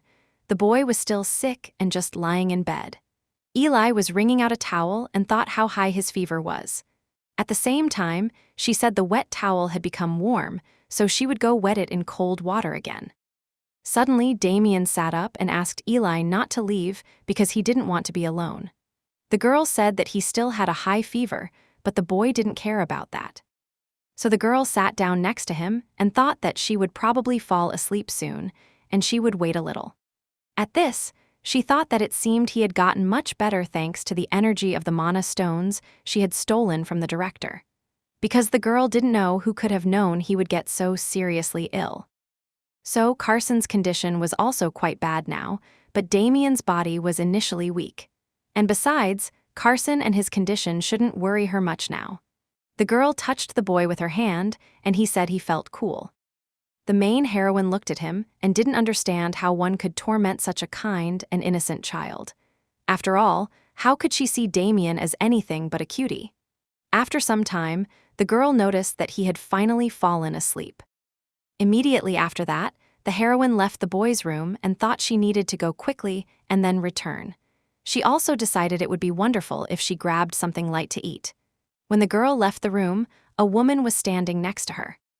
This woman was the director, who asked what the girl was doing here. The heroine didn't answer, and the interlocutor said she had asked what she was doing here. Eli, in turn, thought, what was the director even doing here? After that, the heroine casually turned to her and said that Damien was sick, so she was taking care of him. And now, she was going to change his water. The interlocutor asked if she was really sure about that. At that moment, she came closer to the girl and pulled out the very mana stone that the heroine had stolen from her. And at the same time, she asked if she was sure about that, and what was this? The girl was shocked and thought that she wouldn't notice if she took one small pebble lying in the corner, but everything turned out not to be like that at all. She told the headmistress she didn't understand what she was talking about. It turned out Carson had been stealing it, and the girl decided to take it. But the woman wasn't listening to her at all and said that now she was even stealing, how could she be so insolent? At the same time, she asked if she was so much like her mother. The girl asked why she was bringing her up again now. The interlocutor smiled and said that it was obvious, after all. Because it turned out she said she would live quietly, that's why she decided to leave her, but in the end, the girl repaid her kindness with theft. After that, the director looked at the heroine angrily and said they should use this opportunity to correct her habit. At that moment, she wanted to hit her, and the girl was already prepared for it. But suddenly, Damien appeared in front of Eli, trying to protect the girl. He told the woman not to hit her. After all, if she hit Eli, he would never just leave it at that. The woman was shocked by such an act of his and asked what this was. She was very curious why the boy had decided to intervene in all this now. Just at that moment, she remembered the words of the woman who was this boy's owner. She had said that he had never tried to hit this child. If she hesitated for even a second, he would attack regardless of who his opponent was. The director was about to say something to him, but suddenly another girl appeared and addressed her. She said a message had arrived and Duke Schuetz would be arriving soon. The interlocutor was shocked and asked how that could be, and so quickly. At that moment, the woman shouted for the girl to make them clean up and they should change all the children's clothes. They should bring all the children with black hair and blue eyes to her office. The teacher said she understood everything. The director said they weren't prepared at all yet. Then she turned to the main heroine and said they would talk later. And it turned out that then she would take responsibility for what she had done. After that, she headed in the other direction, but suddenly the heroine stopped her. At the same time, she asked, "What about Damien?" The woman asked what she meant now. The girl said that Damien also had black hair and blue eyes. The director said, "Did the girl want her to show Duke Schuetz this child to disgrace herself?" Damien at this very time lost his last strength and immediately collapsed to the ground. The heroine at the last moment still managed to catch him. The woman only smiled after that and said a sick child should rest, and she better just take care of him. After that, the headmistress immediately turned around and went to her office. The heroine held Damien in her arms and told him everything would be okay. So it turned out that in any case, she would definitely help him meet his family. After some time, Duke Schuetz finally arrived for a visit, as promised, at this orphanage. The teachers lined up at the entrance, greeting the Duke. The man looked at them carefully and immediately thought. So this place was far from the city center, completely isolated. That's why you definitely couldn't get here without horses and a carriage. You could say it was a good environment for children, but something still alarmed him. The man immediately asked where the director was, because it turned out he had informed her in advance of his visit. One of the teachers said that since he had contacted them in a hurry, it was too late to inform the director. So, she was on her way here now, and they asked him to wait a little. Then the Duke asked where the child was. The teachers immediately hesitated to answer. At the same time, they remembered what the director had told them to keep their mouths shut. That's why they couldn't answer honestly now. When no answer followed, the man immediately thought it was simply a mess here. After that, he said he had had enough, so he would go and find him himself. The teachers tried to stop him, but it was completely unsuccessful. The Duke, together with his subordinate servant, headed inside. He noticed that small children lived in such a cold place, and it was literally the worst orphanage. The interlocutor said he really thought so too. Then Shuit said that if their words about the Clyde child being here turned out to be a lie, he would immediately get rid of everyone. As they were walking, they accidentally bumped into a girl, and she immediately fell. The Duke looked at her, and this girl turned out to be the main heroine. He thought, was this a child? And the girl said it hurt. The man crouched down near her and apologized, asking if she could get up. The girl immediately smiled and thanked him for that, at the same time saying it hurt, so it was hard to get up. The Duke, looking at her, thought she had such a bright energy. After the heroine got up, she asked the man who he was, at the same time addressing him as a very adult person. Shuit's thought, how could that be? He was only 20 years old. The subordinate leaned towards the girl and thought that it seemed she didn't know he was the Duke. Then he wanted to address her, but she interrupted him. The main heroine asked if they had come here to adopt a child. The interlocutors became a little alert, but the Duke said that was indeed the case. The girl smiled and said, was that so? At the same time, she said the children were now gathered in the director's office. The man asked why in the director's office. The heroine asked, because it turned out they were looking for a child with black hair and blue eyes. Well, exactly 5 such children were gathered there. Duke Shuitz, hearing this, said that it seemed the director was indeed here.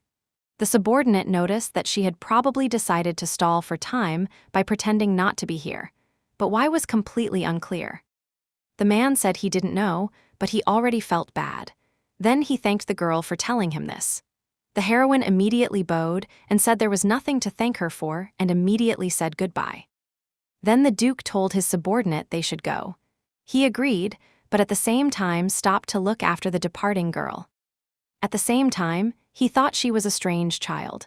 Because it was the first time he had seen a person who had collided with the Duke face to face like that and hadn't cried. Then he remembered that it wasn't quite so, because there had been one such person who didn't even blink when looking at the Duke. But that was in the past. After some time, the men finally reached the director's office. The woman greeted them and said she was grateful that he had visited their orphanage. The Duke asked what these children lined up near her were. The woman said these were the children with black hair and blue eyes, just like he was looking for. So, among them, there was definitely that boy. The children, seeing the Duke, immediately started crying, and the woman, frightened, asked what was wrong with them. She also said they weren't usually such crybabies. After that, she tried to calm them down. Shuitz at this time took a stone out of his pocket and held it in his hands. Because he remembered in the report, they told him that his son's mana was here. That's why, if he was here, the stone would definitely react. A moment later, the man thought that, as expected, he wasn't here because the stone wasn't reacting. The woman smiled and asked the Duke what he had decided. The man, in turn, turned to Auntie and said it all seemed like a lie, so he should kill her. The interlocutor told him he would do it now. The children, together with the headmistress, were shocked, hearing such words. The woman, with fear in her eyes, asked the Duke what he was saying. Auntie went to carry out the order, and the headmistress screamed for the Duke to save her, because definitely one of these 4 children was the one they were looking for. The Duke thought about what the woman had said about 4 children, because the child they met at the entrance had said something different. That girl said that if they were looking for a child with black hair and blue eyes, then 5 were gathered at the director's office. That's why the man immediately said one child was missing. Auntie stopped, and the woman asked what he had just said. The Duke immediately grabbed his weapon and headed towards the headmistress, at the same time asking if she would keep pretending until the end. Literally a moment later, the sword was near the director's neck. The Duke asked where the child she was hiding was. He also added that if she deceived him, she would immediately lose her life here. The main heroine at this very time was in the room with Damien. At the same time, the girl thought that, judging by the noise outside, Duke Shuitz would definitely come here soon. Everything was going exactly according to the original, as she wanted, but for some reason, she was still sad. Although for Damien, it was definitely a good event. The girl smiled and took the boy's hand, and after that said he would no longer be sick. The boy looked at her becomingly and asked Eli what she was talking about now. Eli smiled and said she had promised him, after all, so she would definitely help him meet his family. At that very moment, the Duke burst into the room they were in. Damien thought, what other family, and did he even have one? At that moment, he and the Duke exchanged glances with each other, and the boy thought who this man was. The man had arrived with the teachers and his subordinate.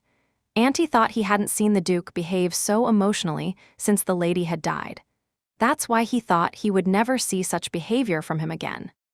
Then the Duke moved closer to the boy to look at him. At the same time, he thought he had heard it was a boy, but he was so thin. At that moment, he exchanged glances with the main heroine. Shuitz realized this child was the very girl he had bumped into earlier. Damien noticed the man directing his gaze at Eli, so he immediately jumped up and stood to protect the girl. The heroine immediately told the boy he couldn't get up. He, in turn, was exhausted and told the Duke not to look at Eli with such eyes. So, he definitely wouldn't stand aside if anyone at all tormented Eli. The Duke immediately thought this little one was very much like a beast. At the same time, he smiled and asked who he was going to protect with such a body. And while they were talking to each other, that very magic stone escaped and ended up in the Duke's hand. After that, energy burst out of it and illuminated the entire room around. All those present and the children were shocked by what was happening now. The Duke immediately became very happy and thought he had finally found Clyde's son. The boy at this time was losing his last strength and immediately began to lean to the side. The main heroine was very worried about him and immediately caught the boy. At the same time, she begged Damien not to lose consciousness and to come to his senses. Shuitz at this time crouched near the boy and said there was nothing to worry about now. Because it turned out he had absorbed the mana that had been pulled out of him. Consequently, on the contrary, it could help increase his stamina. Then he put the stone in his hand, and the girl felt his temperature drop. The man at this time stood up and said it seemed they had indeed found the child. But now, he really wanted to hear explanations why the child was in such a condition now. He also said that if the answer was false now, they better bite their tongues and calmly accept death now. The woman said that for starters, they would go and call the director with the adoption papers. The main heroine watched all this and thought it was all happening exactly as written in the book. After all, Duke Shuitz possessed an incredible skill of intimidation and could subdue people with a single word. Auntie addressed his lordship and asked if he hadn't warned him before. After all, as a result, people were more afraid of him than ghosts and asked if he couldn't look with a less cold gaze, because it turned out even the teachers were scared of him and immediately ran away. He also said that it turned out this child had also fallen because of him. In Auntie's imagination, Damien immediately fell after the Duke had just entered. The man said the boy had only fallen because of illness. The interlocutor said that was simply impossible. It turned out that in any case, he always gave a terribly frightening impression. The little Duke definitely wouldn't want him to adopt him and asked if the man had thought about it. The man at that moment picked Damien up in his arms and asked if he had fallen asleep. Auntie asked what he was doing now. The Duke said a sick child still couldn't be left on the floor like that. Then he turned to his subordinate and told him to urgently change the wet towel. He said he would do it now and ran out of the room. Shuitz put the boy on the bed, and suddenly the girl approached and said she would do the rest herself.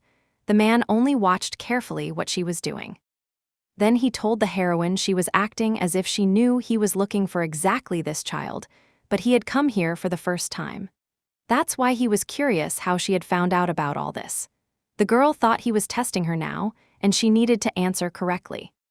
After all, if she made a mistake, she could end up on the street like in the original.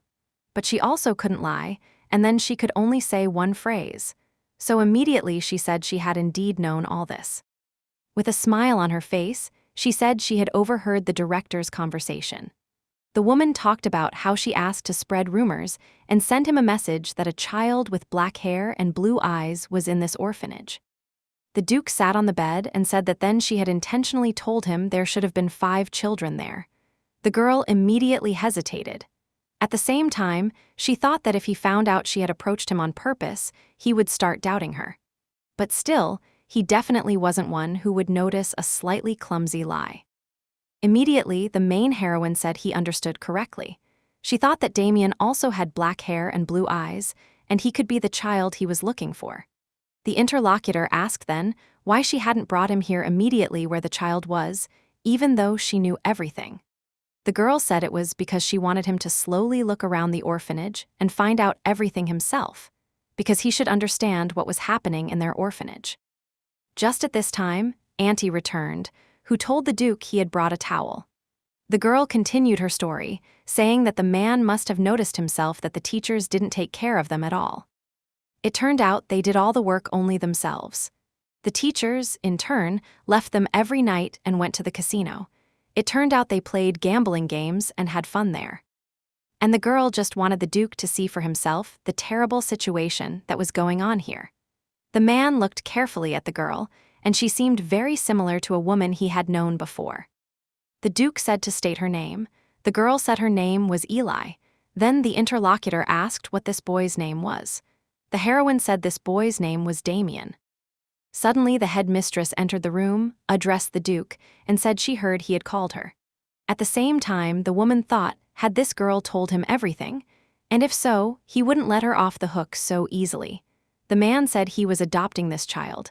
The director was surprised and asked what he was saying. The Duke at this moment stood up and looked at the girl. At the same time, he said he also wanted to adopt this child next to the boy. The heroine, hearing this, was simply shocked. Auntie asked the master if he was going to take her as an adopted daughter.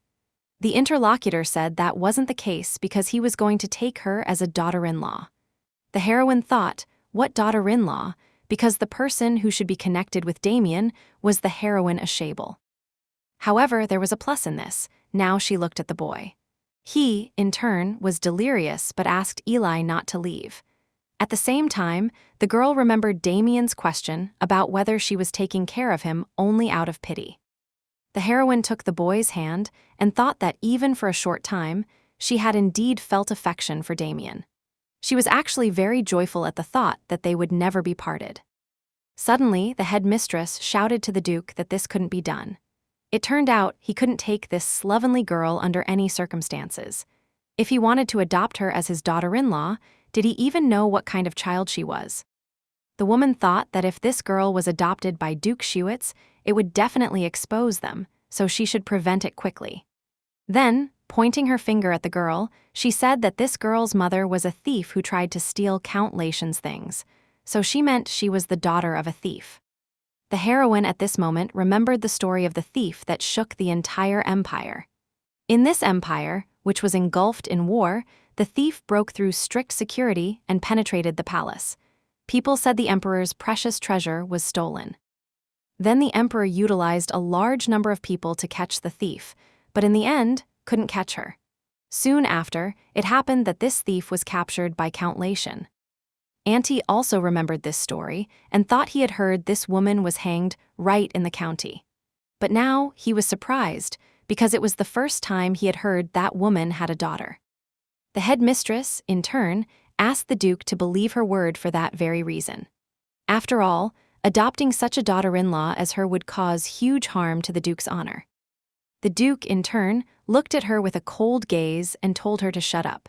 At the same time, he asked how long he would have to listen to all this dog's nonsense.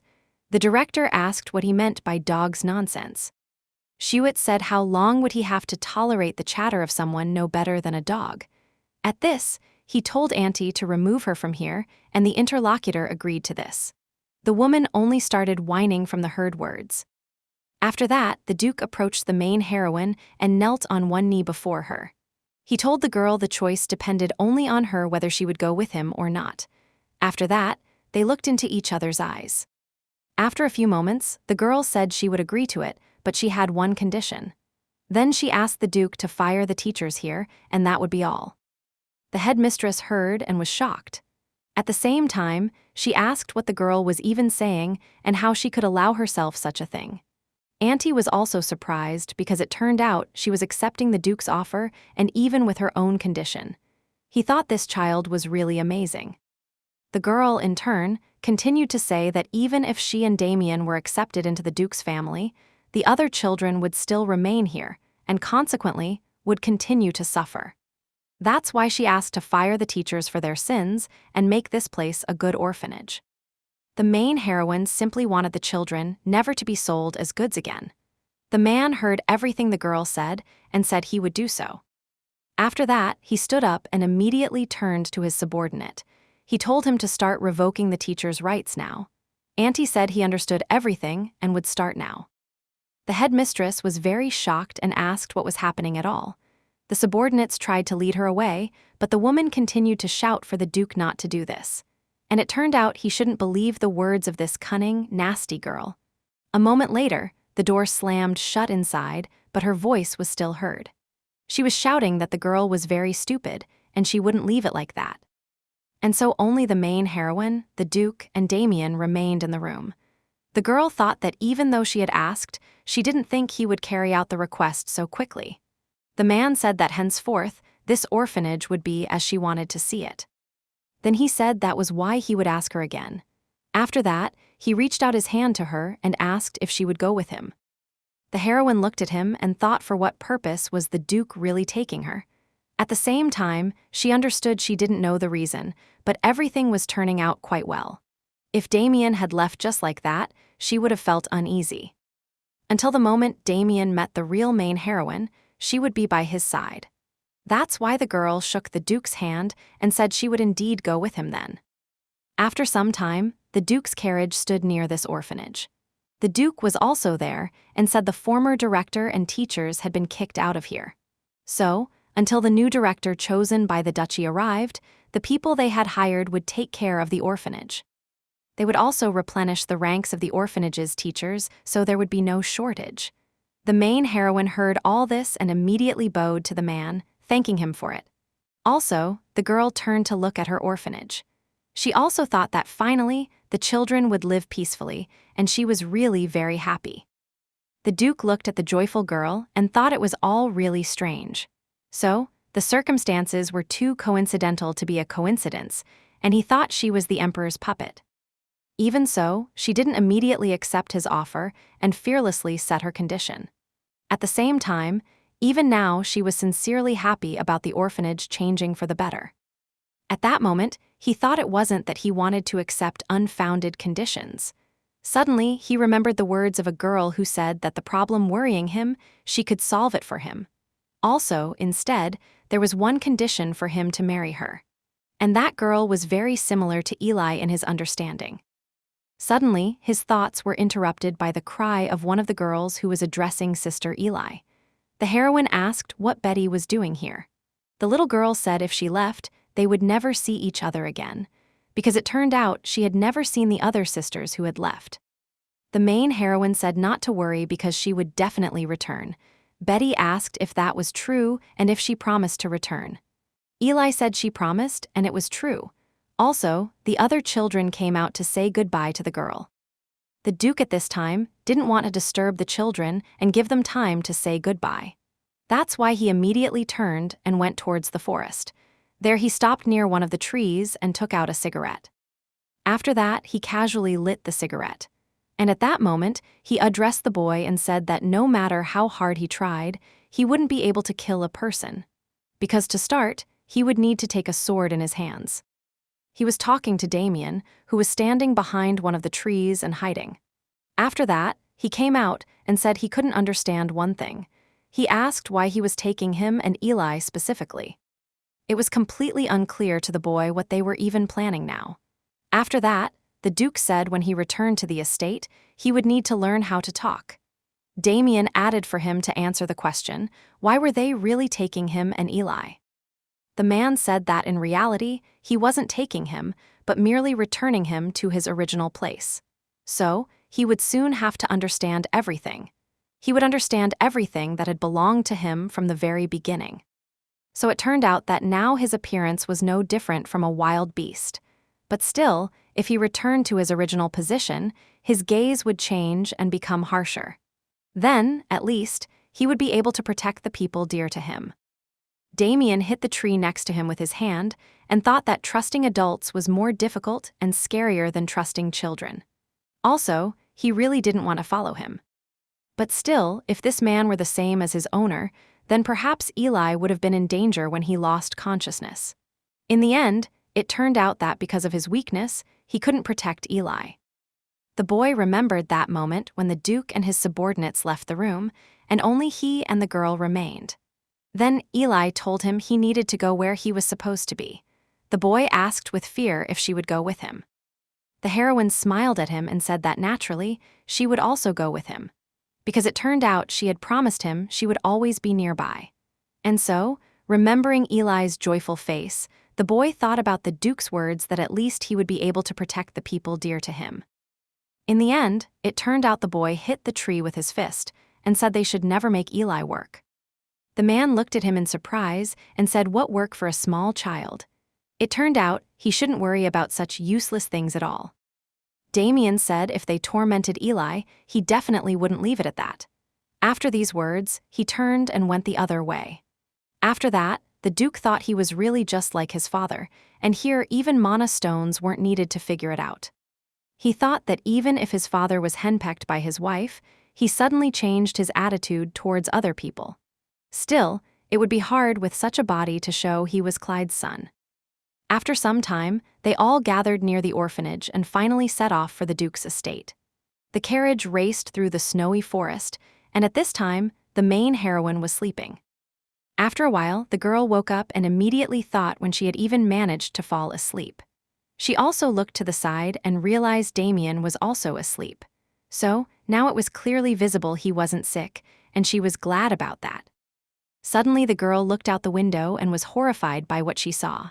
It was dark there, and a huge flock of crows with red eyes was present. The girl thought, was this place the north? Because it turned out this darkness was as if there was a war. She couldn't even imagine such a wasteland in her worst nightmare. Then the girl thought it seemed the rumors about this place teeming with demons were true. Suddenly she remembered she couldn't do this because she couldn't lose heart. At this time, a crow flew out the window and hit the glass. The girl was surprised, then thought, did that bird really hear her? Because at the last moment, it seemed as if their gazes had met, although she thought that simply couldn't be. After that, their journey on the road continued, but the girl herself was constantly on alert. Finally, they were told they had arrived. The girl together with the boy got out of the carriage and saw the estate where they would live. The heroine thought it was so sparkling, and yet crows were flying there. This confused her, and the boy noticed this and asked Eli what was wrong with her. The girl said nothing terrible had happened to her. At this time, they approached the front door, and the butler was already greeting the Duke. Also, together with the butler, a whole crowd of maids was standing there. The man said they had received the message about his arrival and were ready for it. The Duke said he understood all that. After that, he stopped and said there was something he had forgotten to indicate in the message. The interlocutor asked what he was talking about. The Duke said he had also brought a child, and she would also become his daughter-in-law here. The butler said he understood she would also become his daughter-in-law. But suddenly, he came to his senses a little and asked what he had just said. The heroine thought at that moment that this clearly had great significance, and like the butler, she was also confused now.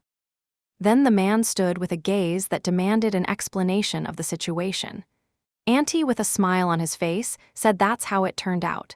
Then the butler took a deep breath and said even the knight hadn't made any decisions. Hearing all these words, the heroine thought she was clearly unwelcome here. At that very moment, she remembered those times when she was taken to a new family. It happened that one woman took her and told her to call her mom from now on.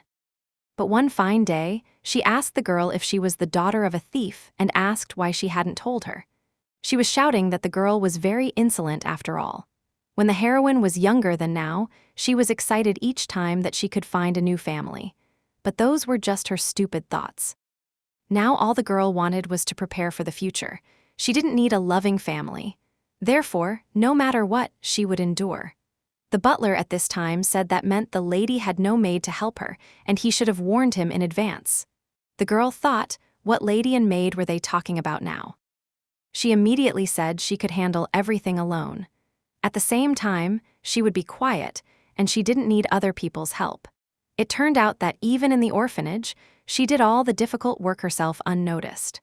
The girl thought she really didn't want to be considered a bothersome child needing someone's help. The Duke at this time turned to the butler France to do something about it. The man said his lordship shouldn't worry because he would take care of everything. At the same time, he looked carefully at the girl. While they were discussing all this, one of the maids approached Auntie and told him something interesting. Then the knight turned to the Duke and told him that his vassals and relatives from the collateral line were waiting for him. Schewitz asked what he had just said. Had the rumors already leaked? The interlocutor said that might indeed be the case. Then the man suggested that since there were many eavesdropping ears, naturally, there were also many gossiping mouths. At this time, he already imagined all these people asking if he had really found Clyde's son. Then the man told his subordinate to convey to them that he would rest a bit and then see them later. Then he turned to France to prepare rooms for the children. The butler said he understood everything. After that, the Duke together with the knight went about their business. The butler pointed the children in the direction they should go, and he would escort them. After that, they headed there together. The main heroine walked along the corridor and reflected on this entire conversation. She understood that the vassals and collateral line were precisely those who threatened Damien's future. Although Duke Schewitz had only adopted Damien in the distant future, they would actively develop a sense of connection. The girl understood that all this could only mean that Damien's trials were still not over, because this was literally just the beginning. She, in turn, couldn't bear to see her Damien's life go wrong again. People were just discussing the news that Clyde's son had arrived. One of them hit the table and said it was impossible because he had found the child. But even if that were so, could he have survived then? Another man said on the development of peppers he had seen it with his own eyes. The interlocutor said there was definitely some trick here. To be honest, mana stones could be easily replaced. In any case, he was aiming to take the top from the backward Clyde clan and the collateral line again. Besides all this, he had brought the child of the deceased Duke Clyde into the Schewitz family. So, those who ruled the top for 11 years were precisely their Schewitz clan. But was it right to return all his authority to a child who had been wandering who knows where? The man immediately stood up and said they had to find a way. Another person at the table said their thoughts were indeed similar to the Viscount's. At the same time, he asked who could defeat the Duke. If he could break his will, he would have done it before anyone else. The first person who was shouting all this thought, what were these impenetrable old men? So it turned out they would lose everything in vain, and was that all they could say in this situation? Suddenly, the Duke entered the hall where the men were discussing all this. He asked those present what they were talking about so much. It turned out his ears were even ringing from it outside the door. The most active man discussing all this said the Duke had finally come. His lordship said it seemed they absolutely wanted to exchange a few words, so he had personally visited them. At the same time, he carefully examined the entire hall and said there was no need to waste time on other conversations. Still, as they all could have heard, he had indeed found Clyde's son. One of the men at the table smiled and asked to accept his congratulations. Then he asked what his name was. The Duke said this boy's name was Damien. The interlocutor said he understood, and it was indeed a brave and cool name. Then he added that from now on, it turned out he would be the head of the Clyde family. Hearing these words, Schewitz thought they were openly drawing a line between him and Damien. He understood that if the boy inherited the Clyde family name in a state where he was nothing, they would devour him at any moment. Of course, The same could be said for the vassals of the Clyde family and the collateral line relatives. Then the Duke looked at all of them and said that, by the way, Damien had a very smart spouse. So, he thought she would be useful for the family and took her with him. Consequently, he would give the children an education as his heirs. After all the heard words, the people present simply had no face left, because they were very shocked by the information the Duke had given them. One of them tried to say something, but the man interrupted him. With a smirk on his face, the Lord said that for the children to worthily bear the Clyde name, it meant he would make every effort to support them. Several men present immediately stood up, and one of them said, "What was the Duke saying?" Another said it was simply impossible. He was shouting why they should raise these children. The Duke said he had had enough of all these conversations.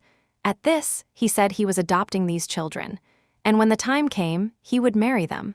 The people were even more shocked, hungry to hear the word marriage. After all, no matter how young the age, if an engagement took place, the person was recognized as a full member of the family. Moreover, if the child chosen by the Duke himself married Damien, then the top of the Clyde family could no longer be taken away. The man thought that it turned out, having heard that Clyde's son had been found, they must have been planning to either throw him out or push a girl from their family onto him. Consequently, it turned out he simply couldn't leave it like that. Then the Lord turned to the people present and asked them to bless him for this, because they were the ones who had sworn to give their lives for their family, and they would follow his will. One of the men present was very shocked by what was happening now and what Schuetz was saying. At the same time, he thought he knew the Duke wouldn't leave him alone so easily, but he didn't think he would choose a partner for marriage. So it turned out he had to find another way. The main heroine at this time was shocked and at the same time examining the room they had been given. The girl thought, did this room really belong to them? The chandeliers looked like jewels, and she felt like biting them. Suddenly she turned to talk about it with Damien, but he wasn't there. Only a few maids were standing there who said the young master had left with the butler, so they had gone to wash up now.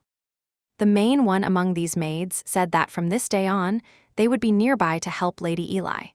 Then she introduced herself and said her name was Rona. So, they would do everything possible to make her stay here comfortable.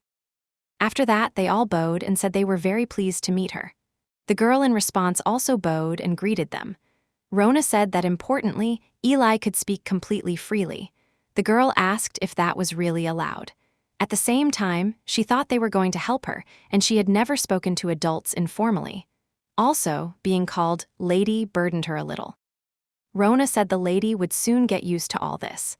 Then she turned to the other maids and told them to greet Lady Eli too. One of the girls said her name was Ivana.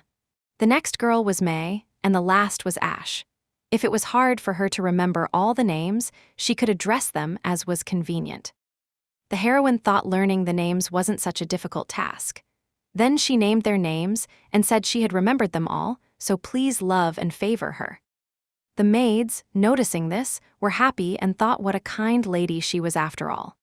The girl looked at this and thought that perhaps they had misunderstood, thinking she was of noble origin like Damien, because she didn't understand why they had such faces.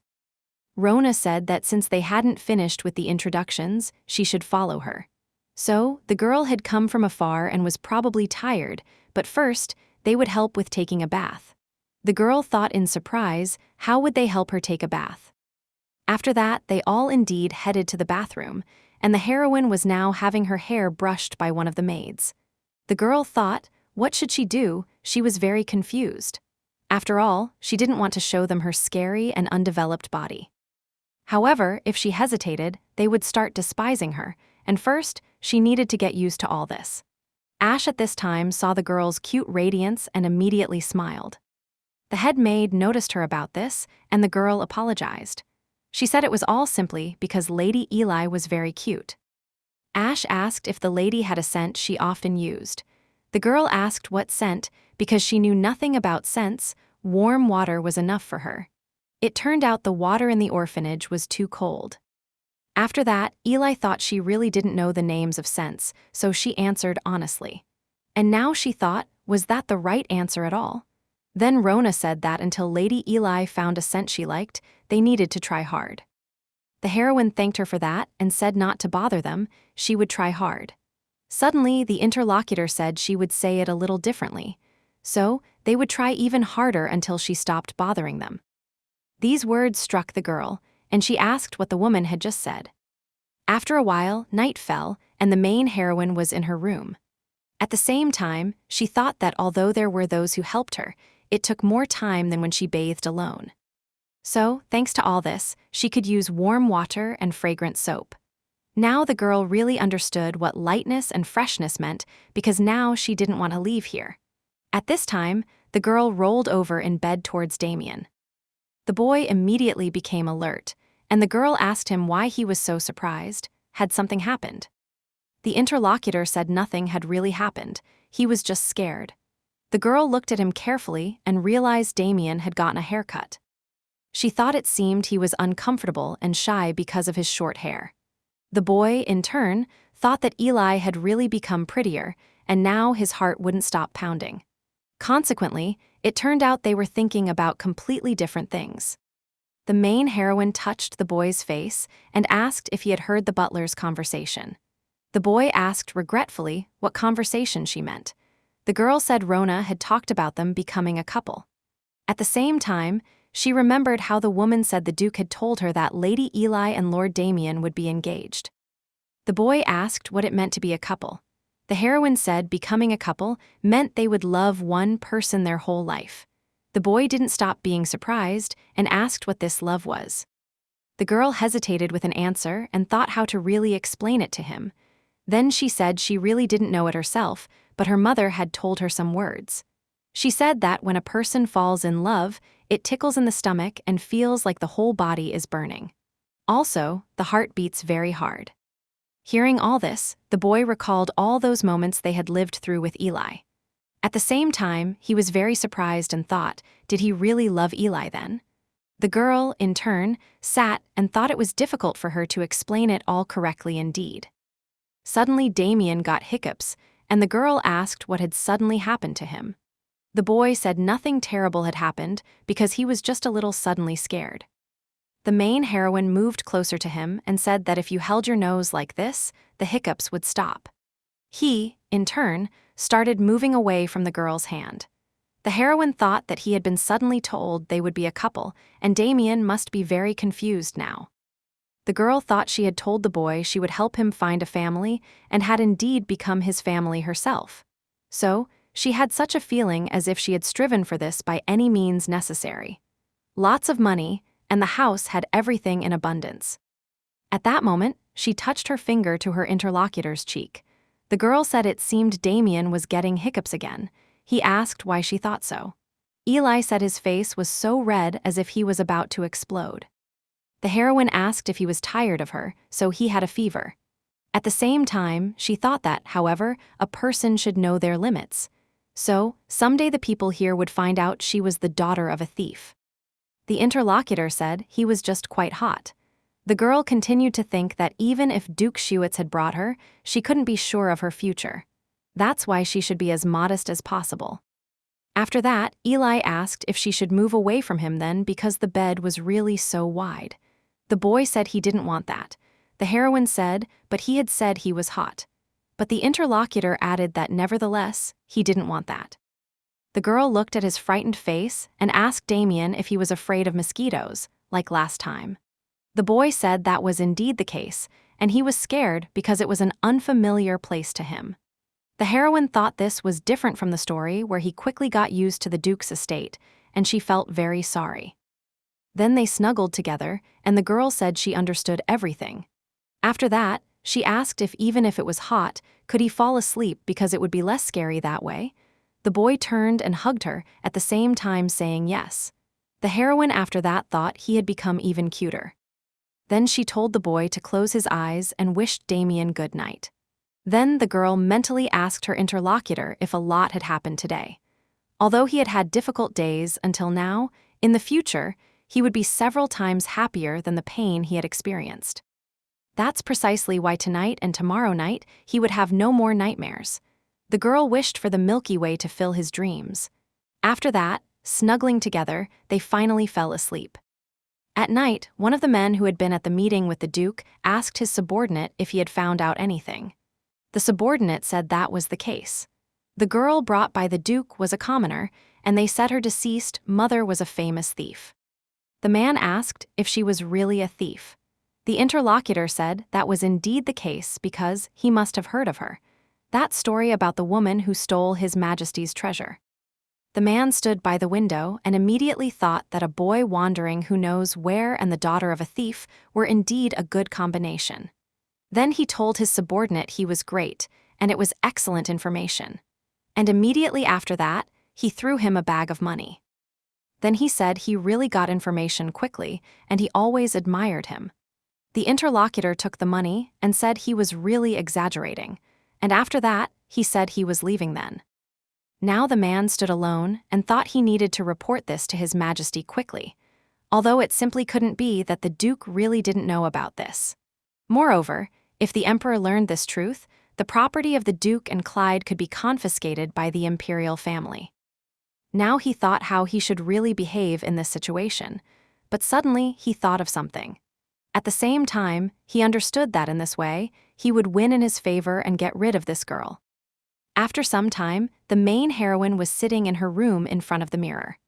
Also, Rona was next to her, asking Lady Eli if she was very tired. The girl said it was visible she was a little tired still. The woman asked her to endure a little more. So, today was the day to introduce her to the elders and vassals. The other maids at this time were choosing dresses and asking which one would suit the young lady best. After a while, the heroine was fully ready for the meeting. She was already wearing a luxurious dress and had all the procedures done. The girl looked at herself in the mirror and thought she hadn't known she was so pretty when dressed up. At the same time, she was shocked, and the maids next to her said Lady Eli was really very cute. Rona said as soon as Lord Damien finished his preparations, he would come too. Then she asked the girl if she would wait for him in the bedroom. The heroine said that of course, that was the case, and she would wait there. After that, the girl sat on the little sofa and thought it was very exhausting when people took care of her. At the same time, she remembered the words of the maid who said the lady's skin was so white it seemed if you touched it, powdered sugar would spill out. Then the girl sat and thought when Damien would finally come. Suddenly there was a knock on her room door, and Rona immediately went to open it. Then the woman asked the maid what had happened. The interlocutor apologized and said Viscount Corbino wanted to greet Eli. The girl heard all this at that moment and thought it seemed he wanted to find out who she was before the official meeting. Rona said the lady wasn't fully ready yet. The man, in turn, didn't stop and still entered the room. At the same time, he looked at the girl and asked how she wasn't ready because, in his opinion, she looked just perfect. Then he smiled and asked the girl if he had been rude to her. The heroine looked at his smiling face and thought this was the look of a person who didn't want to wait his turn. Then the girl said that, of course, the Viscount was right, and she had almost finished her preparations. The man said, was that so? So it turned out he had dropped by surprisingly just in time. He also added he hadn't come empty-handed to get acquainted with her and had brought a rare little thing. Another maid also entered this room and brought a box with jewelry. The Viscount said this was a mineral called Blue Hope, so it was a mineral that could only be obtained on their land. Then the man looked at the girl with a sly smile and thought that if she really was the daughter of a thief, she could easily be caught stealing. Then the Viscount said if the girl had Blue Hope, she could easily use magic, because it turned out that for her, it was also really very important. After his words, the Viscount looked at the maid Rona and told her to leave, because it turned out he needed to talk with the lady in private. The woman wanted to object to him, but he said, did she think he would do something absurd now? The maid before leaving looked at the girl and then left the room. The girl, in turn, sat smiling and nothing foretold any trouble. The man, in turn, looked to make sure no one was left in the room except him and his maid. The main heroine at this time was looking into the box and thought it was truly a beautiful stone. So, its color was exactly the same as Damien's eyes. Suddenly, the Viscount told the girl to stop gaping at it. He immediately changed his expression, and it was clear from him that he was plotting something bad. At the same time, he said this was definitely not a thing the girl could get. She immediately understood something was wrong and asked what he meant. Corbino continued to say that he was generous and so would allow her to look at it as much as she wanted. So, as soon as she had looked her fill, she would send it back through his maid. Then he turned around and said he was excusing himself on that. At the same time, he added they would see each other later. The girl wanted to address him, but he literally ignored her. After that, the heroine thought, was this some kind of one-sided game? The maid approached the girl and said that even though he said so, this mana stone was chosen for the young lady by the Viscount personally. Then she asked how this thing was, and if she wanted to look at it more. At this time, the maid Rona entered the room. She told Lady Eli that she had talked enough because they needed to go all because Lord Damien had already arrived. The girl asked in surprise if he had really already arrived because then she needed to go quickly. After that, she immediately ran to the exit, and the maid holding the jewelry thought this couldn't be allowed. If she left like that, it would be bad. Immediately, she remembered that recent conversation with the Viscount when he explained everything to her. Then the man told her that at the right moment, the girl should put the mana stone in Eli's pocket and leave. So, she was uneducated, so she definitely wouldn't notice anything. Rona asked if the Viscount had done any strange things to the girl. The heroine said everything was fine. At this time, that very maid took the mana stone and thought if not now, she would never be able to plant the stone on her. Then she approached closer to the girl and said, "Lady Eli, then I will also go on this." The heroine looked at her and immediately agreed. The maid thought she should act right now. At that moment, she pretended to trip and directed her body towards the girl. At that moment, with a simple movement, she took out that very mana stone and tossed it into the girl's pocket. At the same time, she thought, excellent, because she had successfully placed it. After that, the girl immediately collapsed to the ground but didn't touch the heroine. Rona approached her and asked Lady Eli if she was okay. Then she examined her and asked if the girl had hit herself. The heroine said, as the woman could see, she was completely fine. Then the interlocutor said she would definitely reprimand this maid for everything. That very girl sat and thought if Eli had noticed, she had planted the stone. Rona added that May was outside and would escort her. The girl said that was so, but first, she needed to do something. After that, she approached that maid lying on the floor and said she had fallen and probably got her clothes dirty. That girl said with a start that she was really fine. The girl immediately smiled and said, "Then thank God." And so it turned out she could leave calmly then. After some time, the main heroine together with Damien and the Duke were already at the meeting. The girl bowed to the people and said she greeted them for the first time. At the same time, she introduced herself and said her name was Eli. Also, the girl looked forward, but no one was listening to her there at all. The men only discussed that she didn't even have a last name, and the Duke of Clyde's bride was a commoner. People literally didn't understand what was happening here at all. The girl thought their reaction was softer than she had thought. Damien, seeing this, wanted to say something. But suddenly the Duke stopped him and whispered if he had forgotten what the man told him last time. Because it turned out until he regained his former position, he shouldn't fuss and should behave quietly. The girl saw Damien and asked if he was in a bad mood. The boy said there was nothing like that in this. Suddenly, someone addressed the Duke, and he immediately looked there. And that person who addressed him was the Viscount.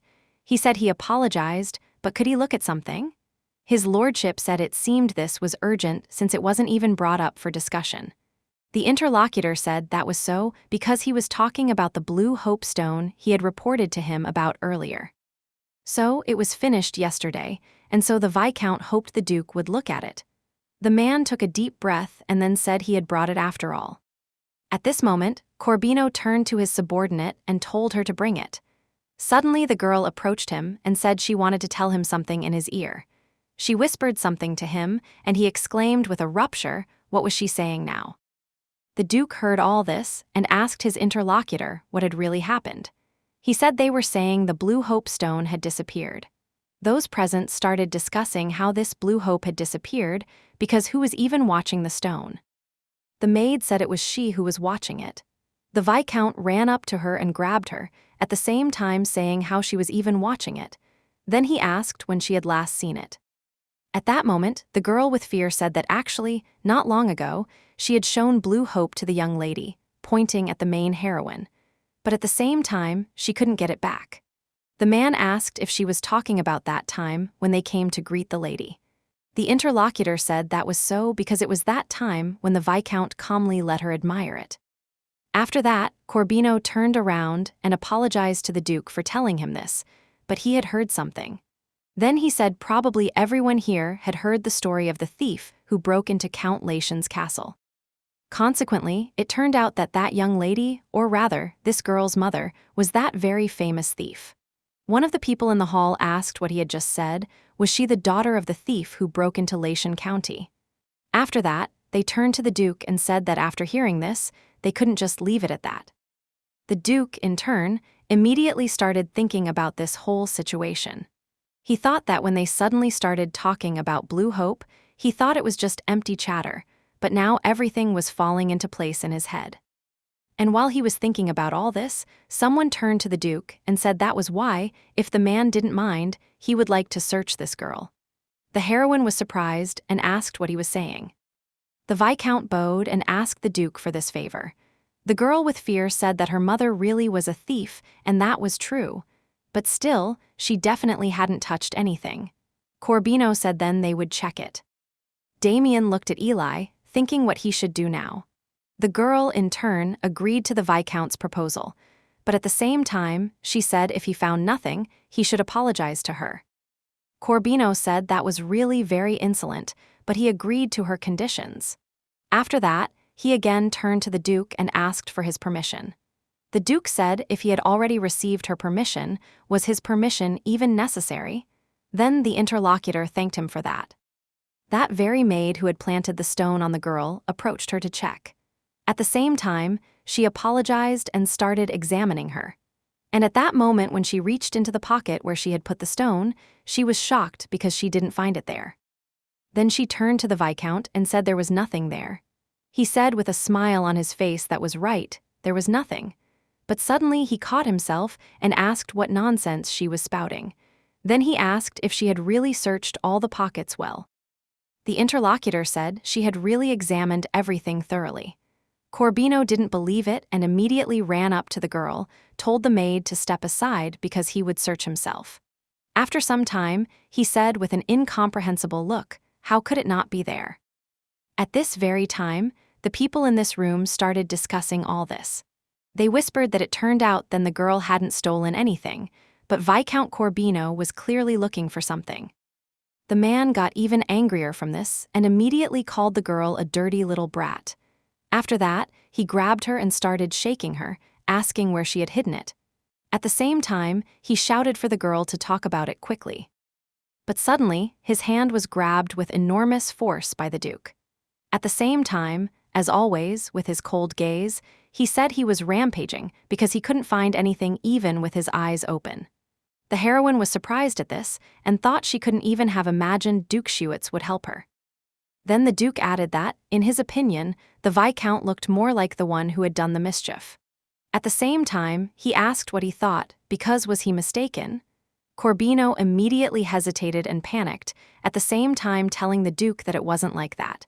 So, he was just worried about him. He also said it was just an obvious situation, and there was no other way but to doubt her. The Duke smiled at him and said that made sense. Then he said that then, following the same situation, he should suspect the Viscount. That's why he turned to Auntie to do everything. The guy immediately said he would do everything. Auntie approached the Viscount and apologized for what he would do next. Corbino, in turn, said to check him thoroughly, how clean he was.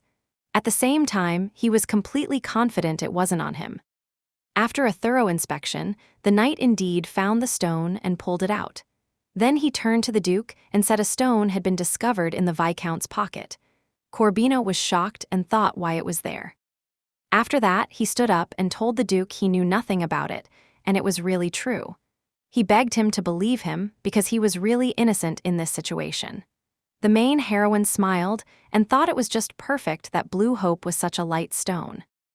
Analyzing the situation, one can understand how this very interesting situation occurred. So, first, the deft daughter of a thief uncovered the maid's scheme. Because the moment the stone ended up in her pocket, she felt some heaviness. When the maid was checking the girl and wondering why it wasn't there, the heroine carefully pulled out the blue hope placed in the maid's pocket. Then the retrieved stone had to be placed in the Viscount's pocket, and the heroine used that very moment when he was distracted and checking her pockets. In the end, it turned out this situation was called Clever Eli. Now the girl thought it was good the maid and Viscount acted as she wanted. It's cold in the north, so thick clothing fit well into the plan. Precisely because of all this, those two didn't notice the blue hope. After everything was cleared up, the Duke with a smile turned to Viscount Corbino. Then he told him that regardless of who he was, payment for lying had to be made. That's why he told his knight to take him away, and his maid too. At that moment, the Viscount started begging the Duke to ask him just once more because he had made a real mistake. But the man didn't listen to him, and the knight immediately took him away together with the maid. And then these people faced their end. The main heroine heard all this and now thought that no matter what mistake a person made, it was very difficult to see their end. But still, if he hadn't taken measures, he wouldn't have been able to protect them. The Duke turned to Eli and asked what condition she had set for them recently. The girl said she had said they would have to apologize to her. The Duke looked at the people and said they had all heard, so they had ears too. Those very men didn't want to do it, but they immediately knelt. Then they asked the heroine for forgiveness and begged for mercy, because it turned out they had acted very disrespectfully towards her. The Duke told them it would be better to decide their fate right now, but Auntie wasn't there either, so let them talk after the meeting. The people, because of such a lenient step, immediately thanked the Duke for his kindness.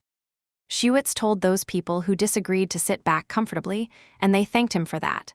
Also, he turned to Damien and Eli and told them to sit down too. The girl together with the boy immediately did so. After a little while, their meeting finally began. The Duke said they could now return to the matter. So, as he had said earlier, he planned to marry these two children.